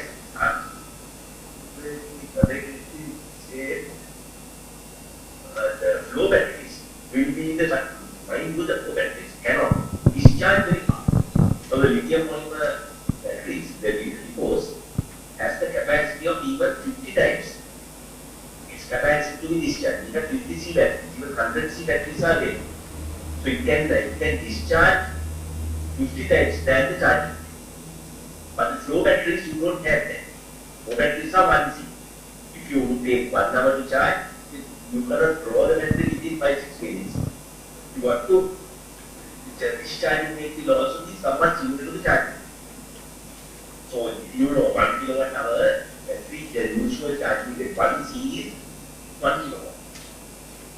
1 hour charge, that's the norm. C value is something like that. So repose for 50C, even 100C batteries. So the battery which is being charged in 60 minutes can discharge within 6 minutes. Or even 0.6 minutes with 100. So that level of discharge capacity is available with LiPo. That's why for transient batteries, LiPos are the best. But for the bulk storage, probably flow batteries will be the solution. And I must mention here the hydrogen economy aspect. There is another side of the story coming up. Where we use electricity to create hydrogen and store hydrogen as a fuel. So such ultra modern storage systems are also coming up. For the time being, the batteries for the large energy storage flow and for the transient batteries, that's how the future comes. Thank you. Right, we have few online questions, but in the meanwhile, if we could, if we can take questions from the physical audience. Yes, please, sir. Firstly, I must appreciate and thank Dr. Laksari's straightforward comment that we should not only blame the politicians, we must blame the professionals ourselves as well. Thank you very much for that comment. And we were told that Sri Lanka uses only 25 to 30% energy in comparison to the world average, and we are a small country as well, and we are blessed with hydropower of 30 to 35%. Irrespective of what Shakespeare had said, can you tell us what had gone wrong from a professional viewpoint? Why we are in this situation now?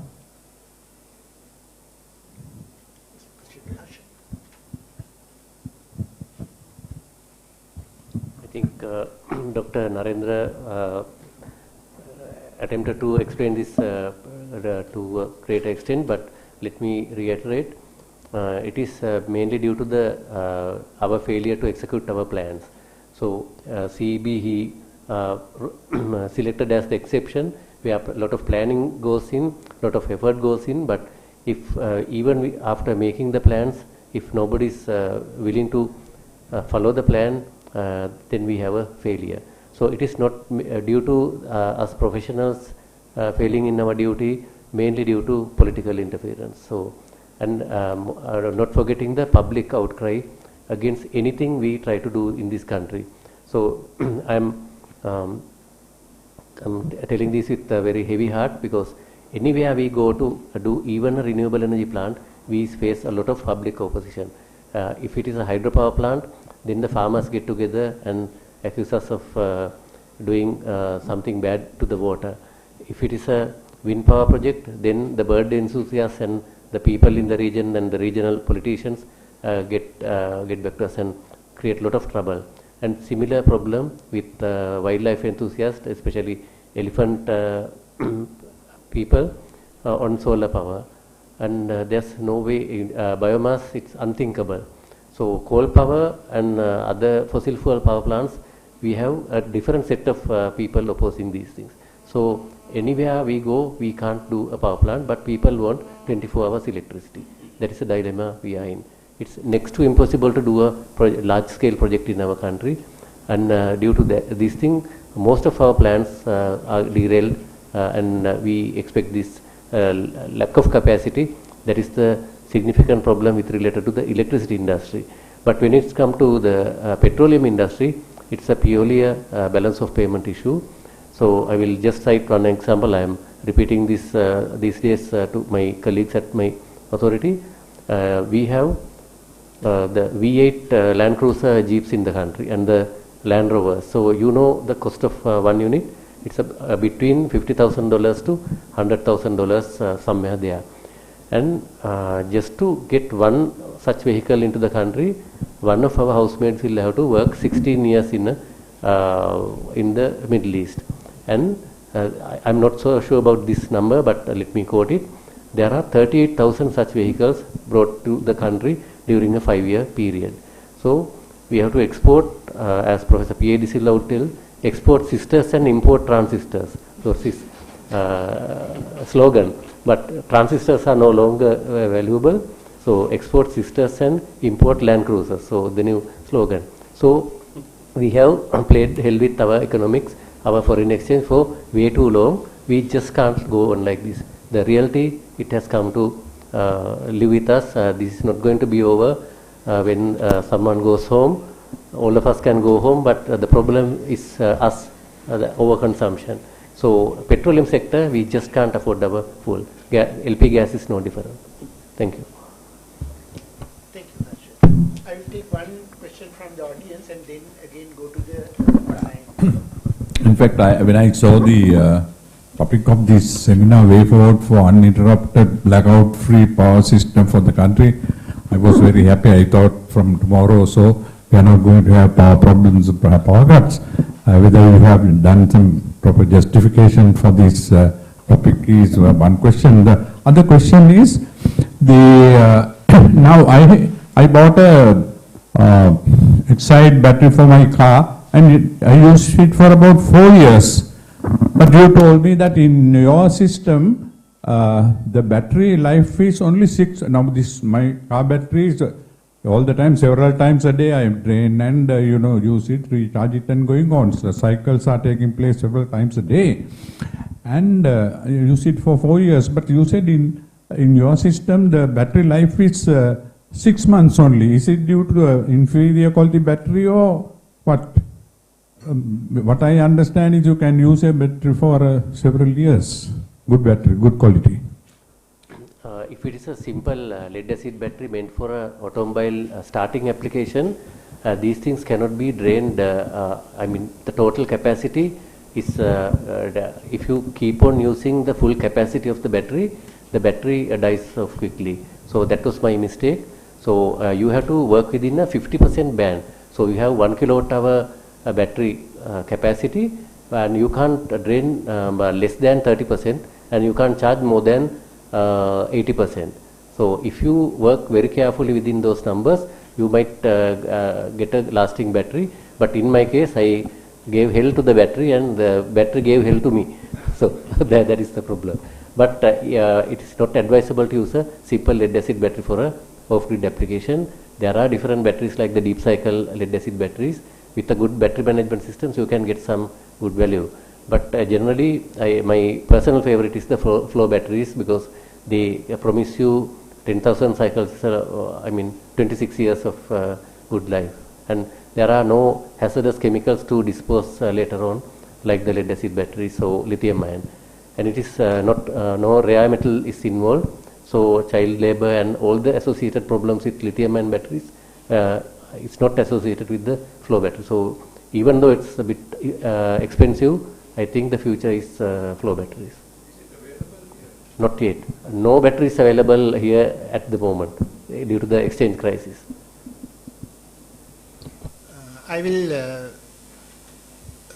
I'm having a question. I am not too sure whether this is a medical question or what kind of a question, but I will put it to either of you, if you could answer.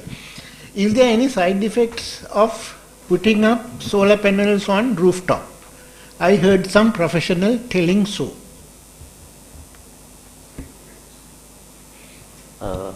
Very unlikely, because it actually gives you additional cooling for your home, because your tiles are not getting heated up like the way it used to be. So you have additional layer of insulation. Actually, my home, the things became much colder after the installation of the solar panels.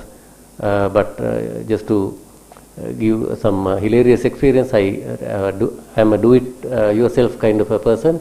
So while attempting to erect the solar panel thing, I broke horizontal row of 10 tiles simultaneously, and immediately, with my usual good fortune, a heavy rain came and there was a waterfall inside my home, and my mother practically chased me away from the home, saying there should be a end to this do-it-yourself stuff. Now that you are 50 years old, please stop this at least now. So, but she's no more with us, but that was a very low point in my career. Narendra, I know that you are not a medical doctor, but do you have any insight into this problem, side effects? Yes, right. Because what you have in the same system, what you have inside the house, other than that, there's nothing special about the solar panel. As Harsha said, against the solar panel follows the head sort of. Other than that, I don't think there is any related to solar panel. Right. Any question from the audience?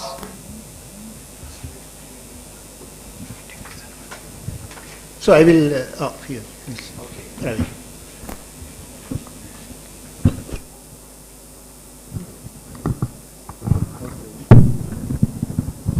I have some question. Right now we have a grid connected renewable energy. So when there is a power cut, even in the some areas, all the renewable energy connected to the grid has been off. Any solution can given by the CEB, either LECO, at least to give some areas, to cover some areas using that renewable energy. I think we discussed at the ESL sectional committee very deeply, so we are expecting some solution from experts. Narendra, if you could answer that question.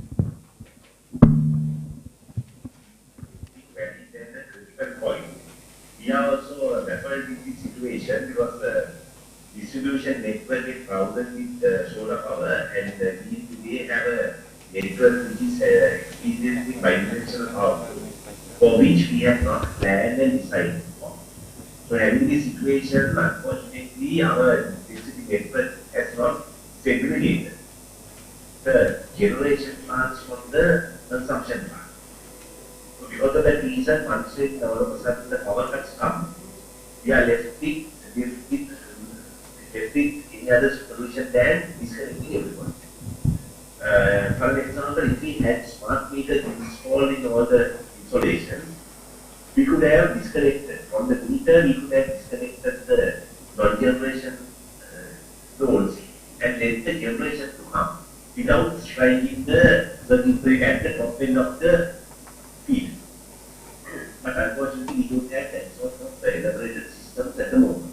Furthermore, if if we had a cable network, we would have drawn a primary cable where we can mount all the solar units as well as hospitals, schools, sort of critical loads, so that we can discriminate against the important versus unimportant loads. Even that is not available with us. So all what we are dealing is a very primitive network and a very primitive infrastructure with a crisis of reducing demand by use.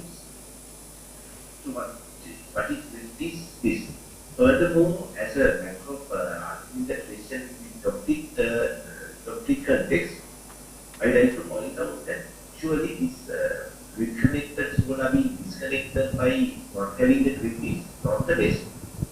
What we would have at least the microgrids or the nanogrids within houses where they have their own storage, they have their own generation, and we have a microgrid controller, which once when the grid is available, use the grid as a buffer and operate.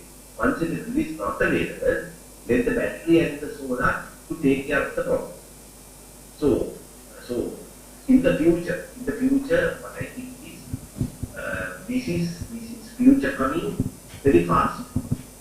Actually, the future would anyway be a power system which has outages of 1.5 hours plus 20 minutes here and there.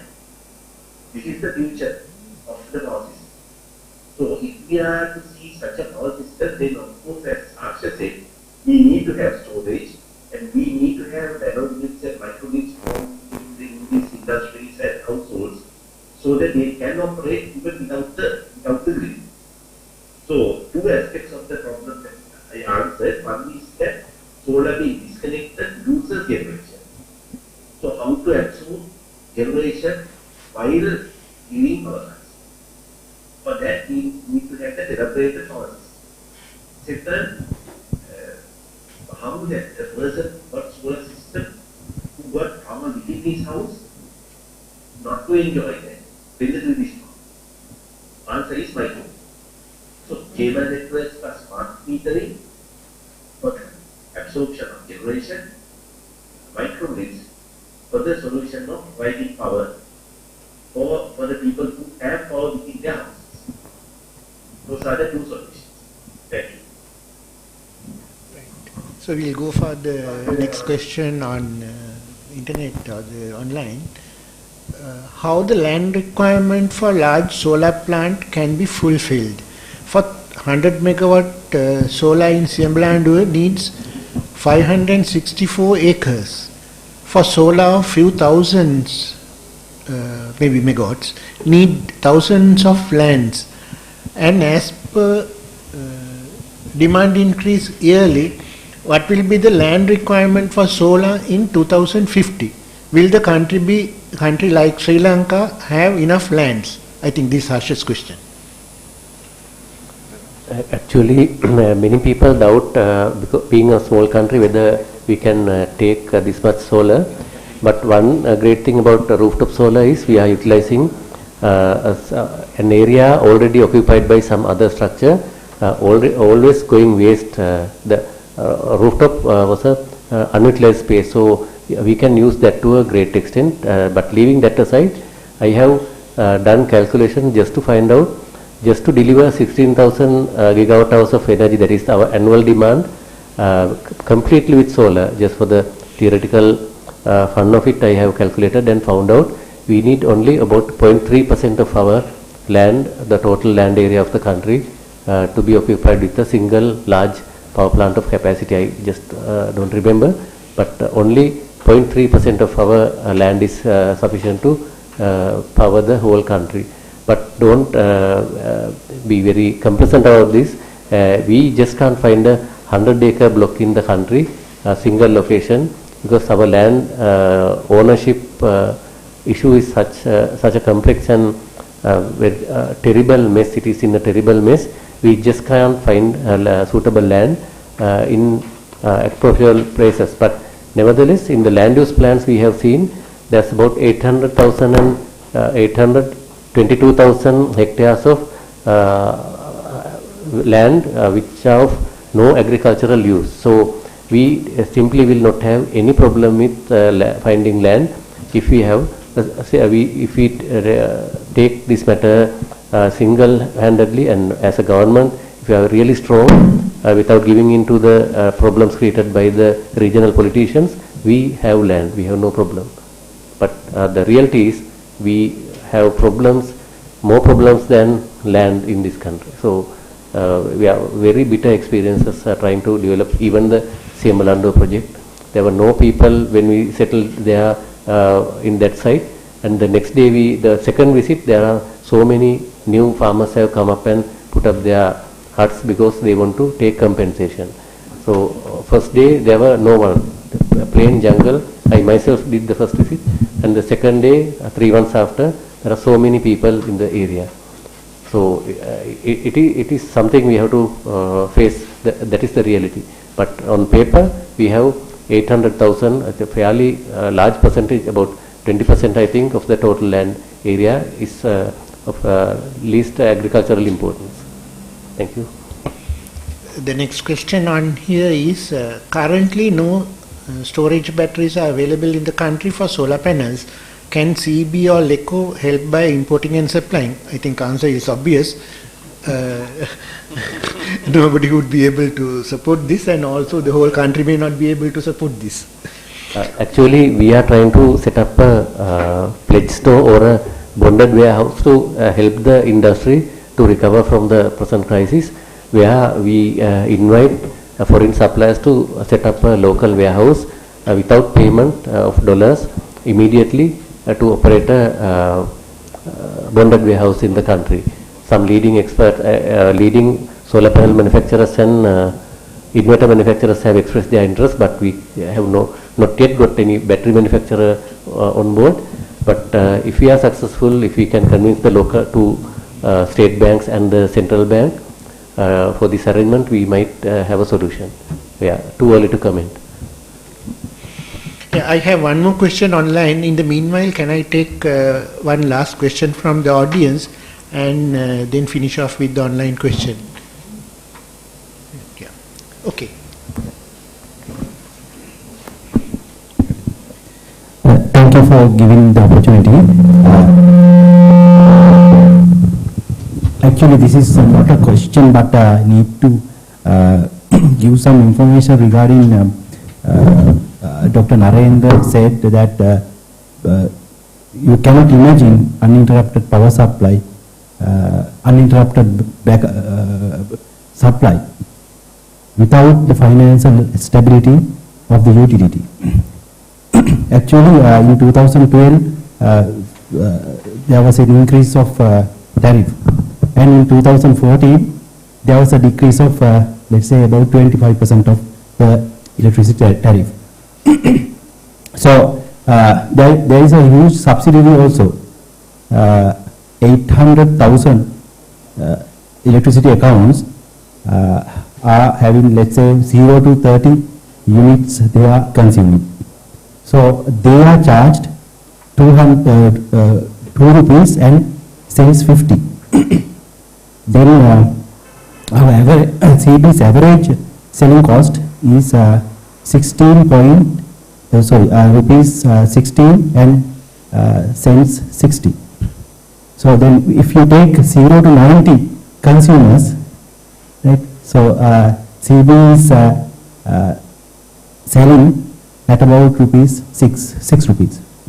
So let's say the gap between the selling cost of 0 to 90 consumers, they are accountable for 60% of the total consumers. It means 3.7 million. So how many billions of money that had been lost? I mean, you will not, maybe many will not be in the same like-minded of which I am holding, but I think if you have a simple calculations, per annual loss for that subsidiary is amounting about 28 billion rupees to 30 billion rupees. So how many power plants that could have been lost due to that subsidy? So let's say the 100 megawatt MENA wind power plant only cost about 20 billion rupees. So so that's a broad factor and macro level economics that we need to have on our account and keep in mind when we are going for a sustainable power system for the future. Thank you, and this is not a question but need to emphasize on this fact because the utilities should be financially stable. Thank you. Thank you, Jamil, for your insights. Yes, please.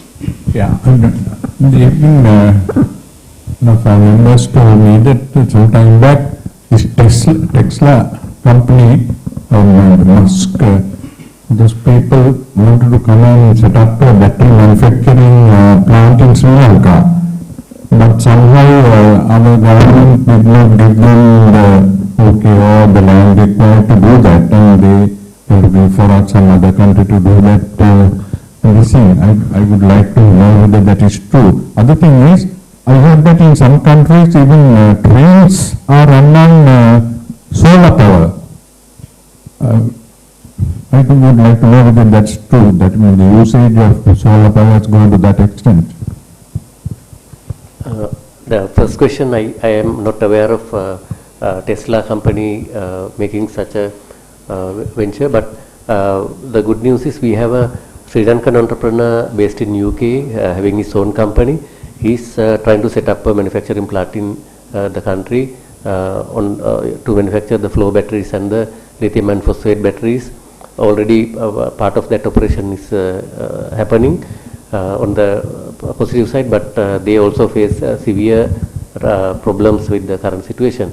And the second question, there is an exhibition train in somewhere in Australia, I think, powered by solar, but it's just a gimmick, I must say, not a commercial venture, but just to give some awareness about solar energy, because to push a very heavyweight train like that, you need a lot of power, and the rooftop area of a train is not at all sufficient to do that. So just to give you an understanding, a 25 kilowatt motor is required to power a simple automobile, and to cover that with pure solar you need about 250 square meters of solar panels. So only that car can go in the road at that time. Yeah, I'll take this question as we are running out of time, because it looks like a good question somebody must answer. Why CB or government can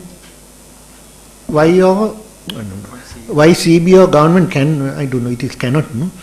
Can use reservoirs to implement large solar plant. Second question, is there any initiative has been taken to use fuel cells for electricity generation? What are the readiness? Yes, about there are several floating solar proposals floating around. So let us see. But unfortunately, the first floating solar proposal was made on Maduraya against our advice. It is the furthest away from the national grid reservoir we have in the country, and some people wanted to do a project there with a massive expenditure on the transmission line. We told them that firstly you have to erect the floating solar on reservoirs where power infrastructure is available, like Rantambe and Denigala, to do a feasibility in such places before venturing into faraway reservoirs. But our advice was not heeded, and those projects didn't happen even after 10 years. But there are some new entrants into the scene who are trying very hard to have some floating solar projects going on. And the second question is there any initiative has been taken to use fuel cells for electricity generation? Not at the moment, but when we are going towards a very high scale, high penetration of renewable energy in the country, there will always be excess renewable energy in the scene, and hydrogen generation we are looking at as a next energy vector, I discuss about the fossil fuel vector, electricity vector, like that. Hydrogen can be the next energy vector in our country, generated from green sources, stored and dispatched during the lull period. So when you don't have sunshine, you can reuse the hydrogen, and it is happening in quite a significant volume in German industrial sector already. So because they have a maximum demand charge applicable to the whole year, so they tend to install electrolyzers to generate hydrogen during low cost hours, store the hydrogen in the factory itself and use it for power generation and export during when the electricity is expensive, or for their own consumption using a fuel cell. So our national tariff structure is not yet suitable for that kind of operation. These things are way expensive than we think. Thank you. Actually, recently I met the first lady electrical engineer graduated from the University of Peiris. Now she has retired. She mentioned something to us. She has proposed early stages why we are not going for the interconnected grid systems with other countries. I am not referring to India, but right now we are aware that some countries they have been interconnected. Then my issue is how it is feasible for like country like Sri Lanka. The second question is, as the topic mentioned, what are the actions we can take as a priority basis, at least 1 to 5, to overcome the situations? I will answer one part of the question because I was involved with the interconnection some time back when it started in around 2000. Interconnection, as far as Sri Lanka is concerned, the only possibility is India. There is no way that we can connect to Malaysia or Antarctica or somewhere, right? So it is India. But the issue was not an issue really. What is relevant was the distance between the countries for interconnection. Although it is 24 kilometers short distance, but the cable connection will have to be taken to a substation somewhere on the shore or offshore. So ultimately the cable cost was the problem. More than the cost, the cable cost proved it uneconomical as a whole, the project. But the bigger issue was really the opposition from social side in India, because of this Setu Samudram canal and Ramayan trails and various other social issues, and that only stalled. But again, in my opinion, it would have served a purpose like emergency power, or what Narendra had mentioned about the interconnection during these times, or times of emergency, not emergency, but seasonal needs. So that's what has happened. Although it is economically viable, even the ADB was willing to fund the feasibility study, detailed feasibility study, and the connection was a DC connection which was planned between Madurai and Anuradhapura. Parties overhead. But ultimately everything stopped because of these social activists in India.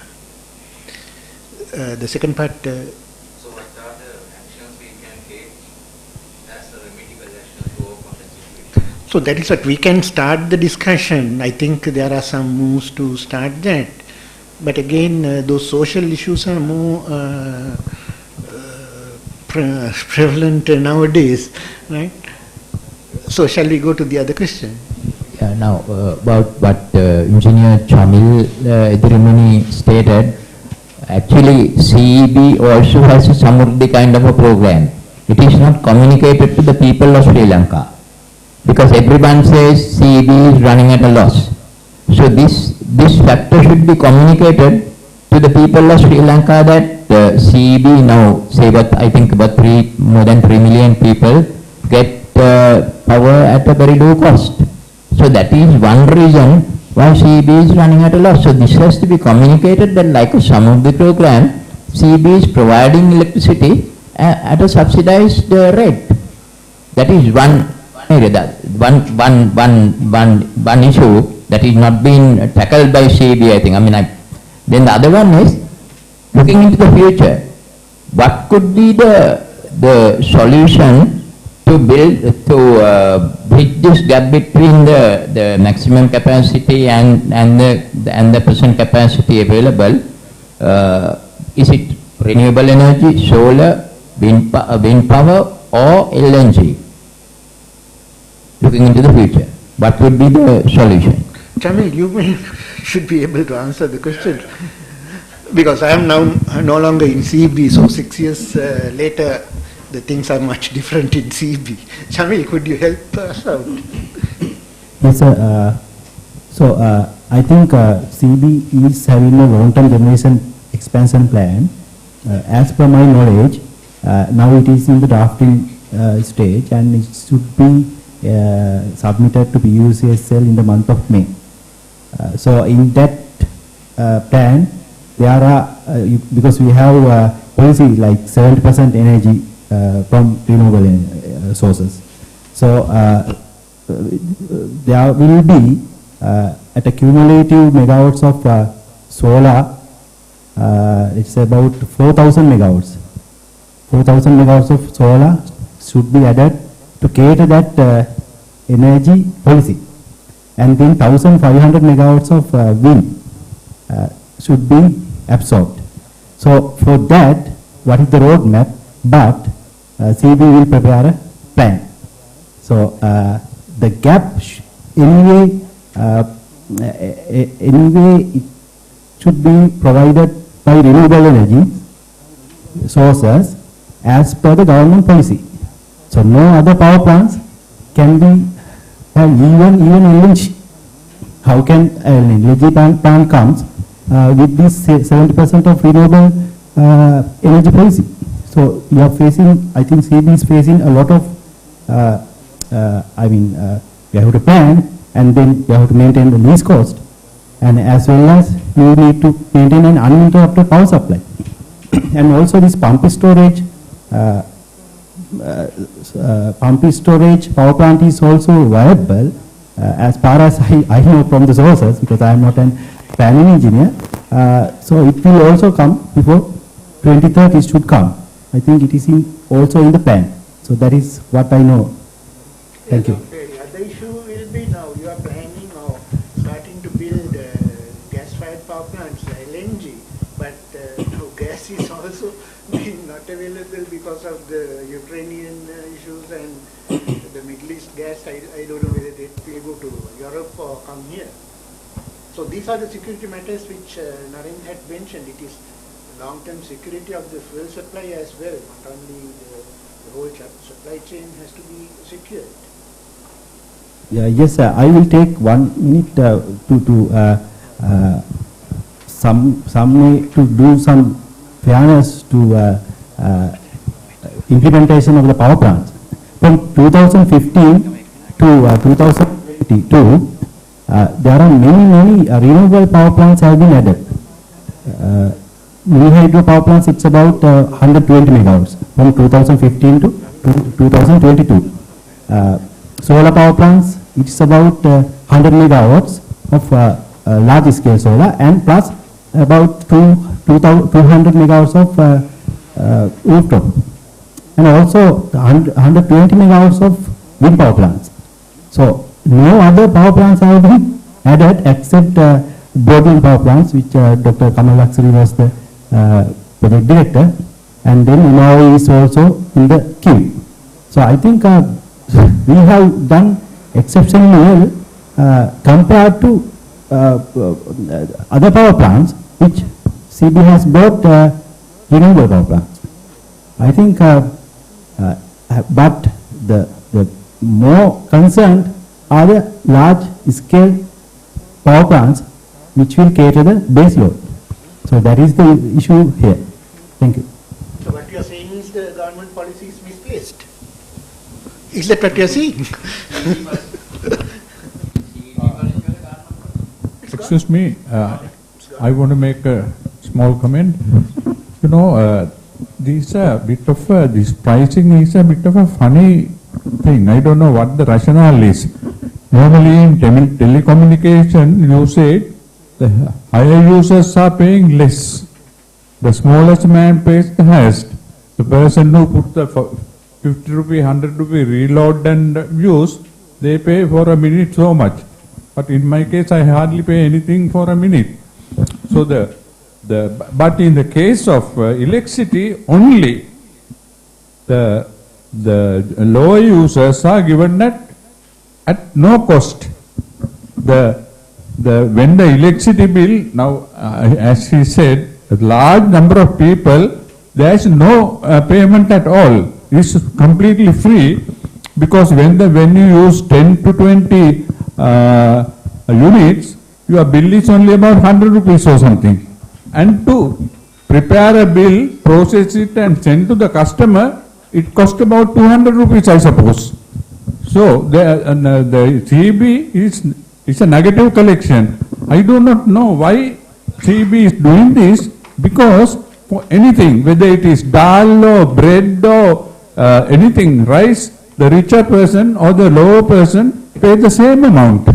So why should, I mean, I would understand if they pay at the cost price to lower people or lower users, but selling at no cost, right? You spend about maybe 20 or 30 rupees per unit and you don't collect a cent from them.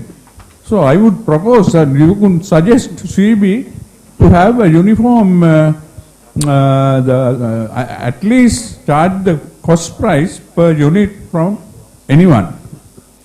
Yeah, I will answer this question because I was making a presentation in this particular room years ago, right? I explained the rationale behind making tariff making in electricity.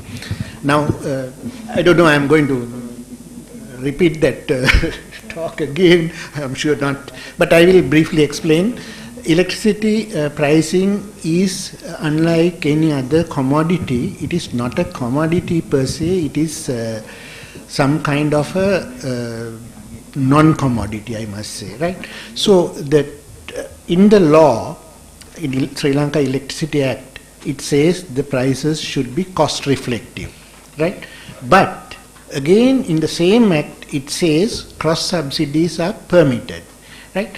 What will happen is, as you had very correctly outlined, if the prices are cost reflective, the cost of supplying a person in Colombo is the cheapest. Supplying a person in Anuradhapura or Jaffna is the costliest, right? So there is this cost disparity is there.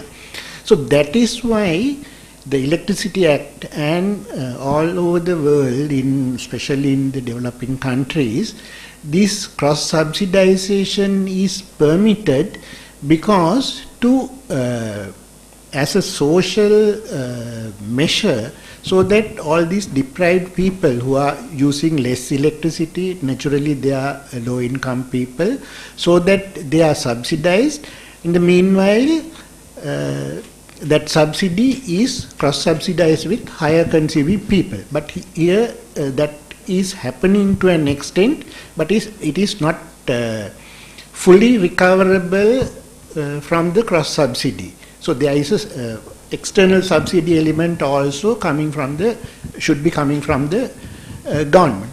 But on the other hand, now I think Harsha would elaborate if there is anything, because the high consumption is discouraged, because it is sometimes wasteful consumption which is taking place at high end. So because of that, higher end tariffs are made higher, now 54 rupees per 40 or 54. The last slab is around that much, right? So because that is to discourage wasteful consumption of electricity. So these are, in fact, now always the blame comes to CEB, right? Not done by CEB, right? Now what CEB and LECO is doing is they are submitting the revenue requirements to make the ends meet. That is, without any subsidies, how the cost of electricity, approved cost of electricity, is to be compensated by the revenue requirement. That is the whole revenue requirement from all the categories, whatnot, everything, industrial, commercial, everything. Right? And LECO is also doing the same thing. And there is a accepted policy in the energy policy or wherever, there should be a uniform national tariff. Right? Everywhere in the country, the tariff is the same. There is no regional or licensee-wise differentiation. So this rebalancing of these revenue requirements and cost requirements is done by the Public Utilities Commission. There is a tariff methodology which is published, right? So according to that, PUCSL will determine where the cross subsidies will go, where the other subsidies, or whether it is government subsidy altogether. So that decision is outside the two licensees, for that matter. CB has 6 licenses, but again 1 licensee, and LECO. So LECO and CB will submit all these details for PUCSL to take the decision on tariff categories, number of blocks, whatnot, is technically PUCSL's lookout, right? And they have a duty to, now the whole system is subsidized, that is, I think, understandable. So their duty is to submit the government the total subsidy requirement, and by law again, if the government makes the subsidy, it has to reflect that in the budget and get approval, otherwise only PUCSL will approve. So once the revenue requirements and cost requirements are provided to PUCSL, PUCSL will have to make this subsidy, cross-subsidy issue. Whatever your theories are, that day some would say this is a political decision. Is that right? No, the subsidy is a political decision. Subsidy is political. Yeah, so that is what now the cost, it has to be totally cost reflective, but inside that it is political, because social, the social matter is a political matter, no? Whether the poor should be subsidized or not is a political matter. Let me add to that. Now, wasteful consumption, in the International Energy Agency, their motto is energy efficiency is the first fuel. So before you attempt developing other renewable energy sources or whatever, you have to use the energy available in a very prudent and very efficient manner. So just to give you an example, I worked in the tea industry for quite some time, and in the tea industry we have seen electric motors dating back to the colonial era, rebound and still in use, and in no load conditions it is using 40% of its rated electricity just to rotate the motor. 10 kilowatt motor will consume 4 kilowatt without turning any load. So that kind of wasteful behavior stops only when there are punitive tariffs. So we have to do that, otherwise it's a valuable resource meant for everyone, wasted by some guy in a factory. Even now we provide 11 rupees something for industrial concerns, just as an incentive for them to develop industries in the country. But what they do, they don't implement any energy efficiency improvement schemes in their factories. I blame all the industrialists even in this forum. I take these things very personally, because if I go to my next door country, India, and ask an industrial guy or the audience, what is your percentage of your electricity cost in your cost profile, they will give me an answer accurate to 2 decimals, 14.62%, something like that. In my Sri Lankan industrial audience, they will complain high electricity cost, we are going to Vietnam, we are going to Bangladesh, all that nonsense. But when you ask what is your percentage of your energy cost in your cost profile, not a single guy can answer. So they are just shouting, wasting our resources, wasting national resources. So the tariffs will have to be cost reflective and adequate enough to drive energy efficiency in the country. We are emissions are concerned, we are polluting the environment and wasting natural resources just because people get virtually free electricity. That is not the done thing. Okay. So thank you very much, everybody. Now we have run out of time. You had been a very good audience, and thank you very much for being very cooperative. Thank you.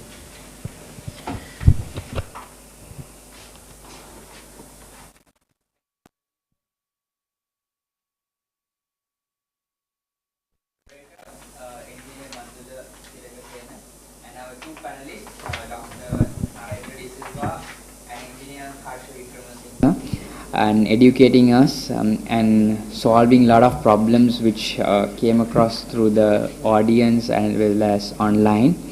So I feel now, due to this country situation, we hear a lot of ideas and what people thinks about how to solve this matter. So I feel we clarified many things with experts today, where we are, what we need to do in future.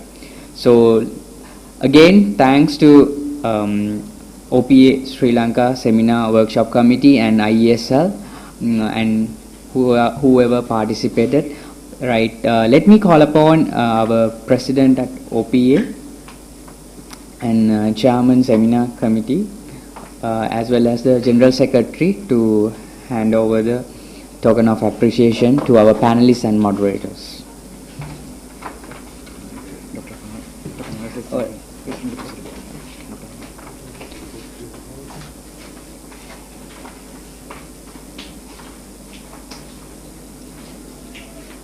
Let me call upon Dr. Engineer Kamal Laksari, President-elect and Acting President of IESL.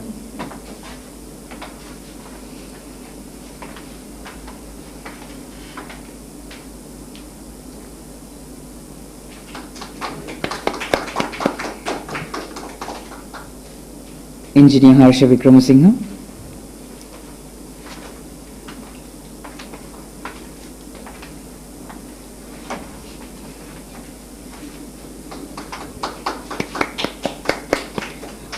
Our other panelist, Dr. Narendra, is online, so we'll be delivering the token appreciation. So let me call upon our moderator, Engineer Bandula Tilakasena.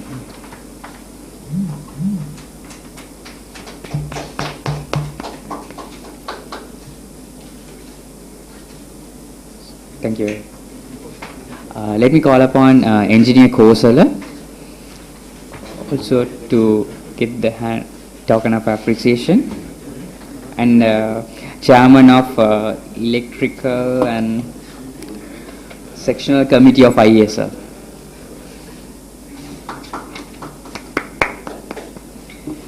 Thank you. Thank you very much for joining. Let me call upon our General Secretary, Engineer Upali Javadana, to give the vote of thanks. Good evening. President of OPA, Mr. Durdeperra, and President of the IESL, Dr. Kamal Laksari, and dignitaries of the head table. It is great opportunity to me to propose the vote of thanks after the valuable seminar, Uninterrupted Power System for the Sri Lanka. First of all, I must thank Chairman of the Seminar Committee, Engineer Saman Kandanarachi, and the Chairman of the Electrical and Electronic Sectional Committee, Engineer Kosala Kamarudeniya, selected this topic as the timely required topic to discuss today. And to discuss this matter, this topic, Engineer Dr. Narendra Silva. So he clearly explained importance of the power policy and the importance of the balance of power. So that I must thank sir for your valuable information and delivered very well to understand the importance of the power policy. Secondly, I must thank Engineer Harsha Vikramasinghe. So he clearly explained about management of batteries and space and time dimension with using his personal experience. Thank you, sir, for your valuable presentation in this event. Engineer Bandula Srimanna Tilakasena. So, Engineer Tilakasena, I think you coordinate all the matters related to this topic and you get the outcome of this topic and give the message to the public. And thank you, sir, for your valuable moderating of this event. I must thank our President, Mr. Dulce Perra. He gave his fullest support and cooperation to organize this and give his leadership to organize this seminar. Thank you, sir, for your support. Also, our good friend, Engineer Dr. Kamal Laksiri, he gave his valuable time and coordination with the Council of the IESL, and he gave many important ideas to make this event a success by providing the relevant presenters as well as the new things to how to overcome this uninterrupted blackout in Sri Lanka. Finally, I thank participants, those who are physically participation as well as the online participation to get more information about how to make the uninterrupted power system in Sri Lanka.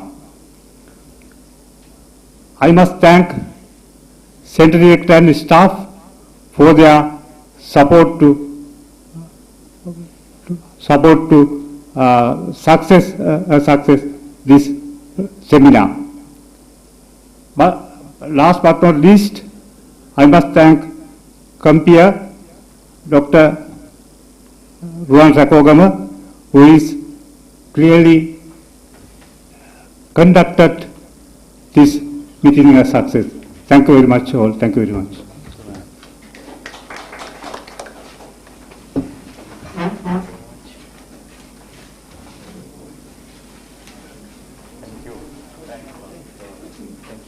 Thank you.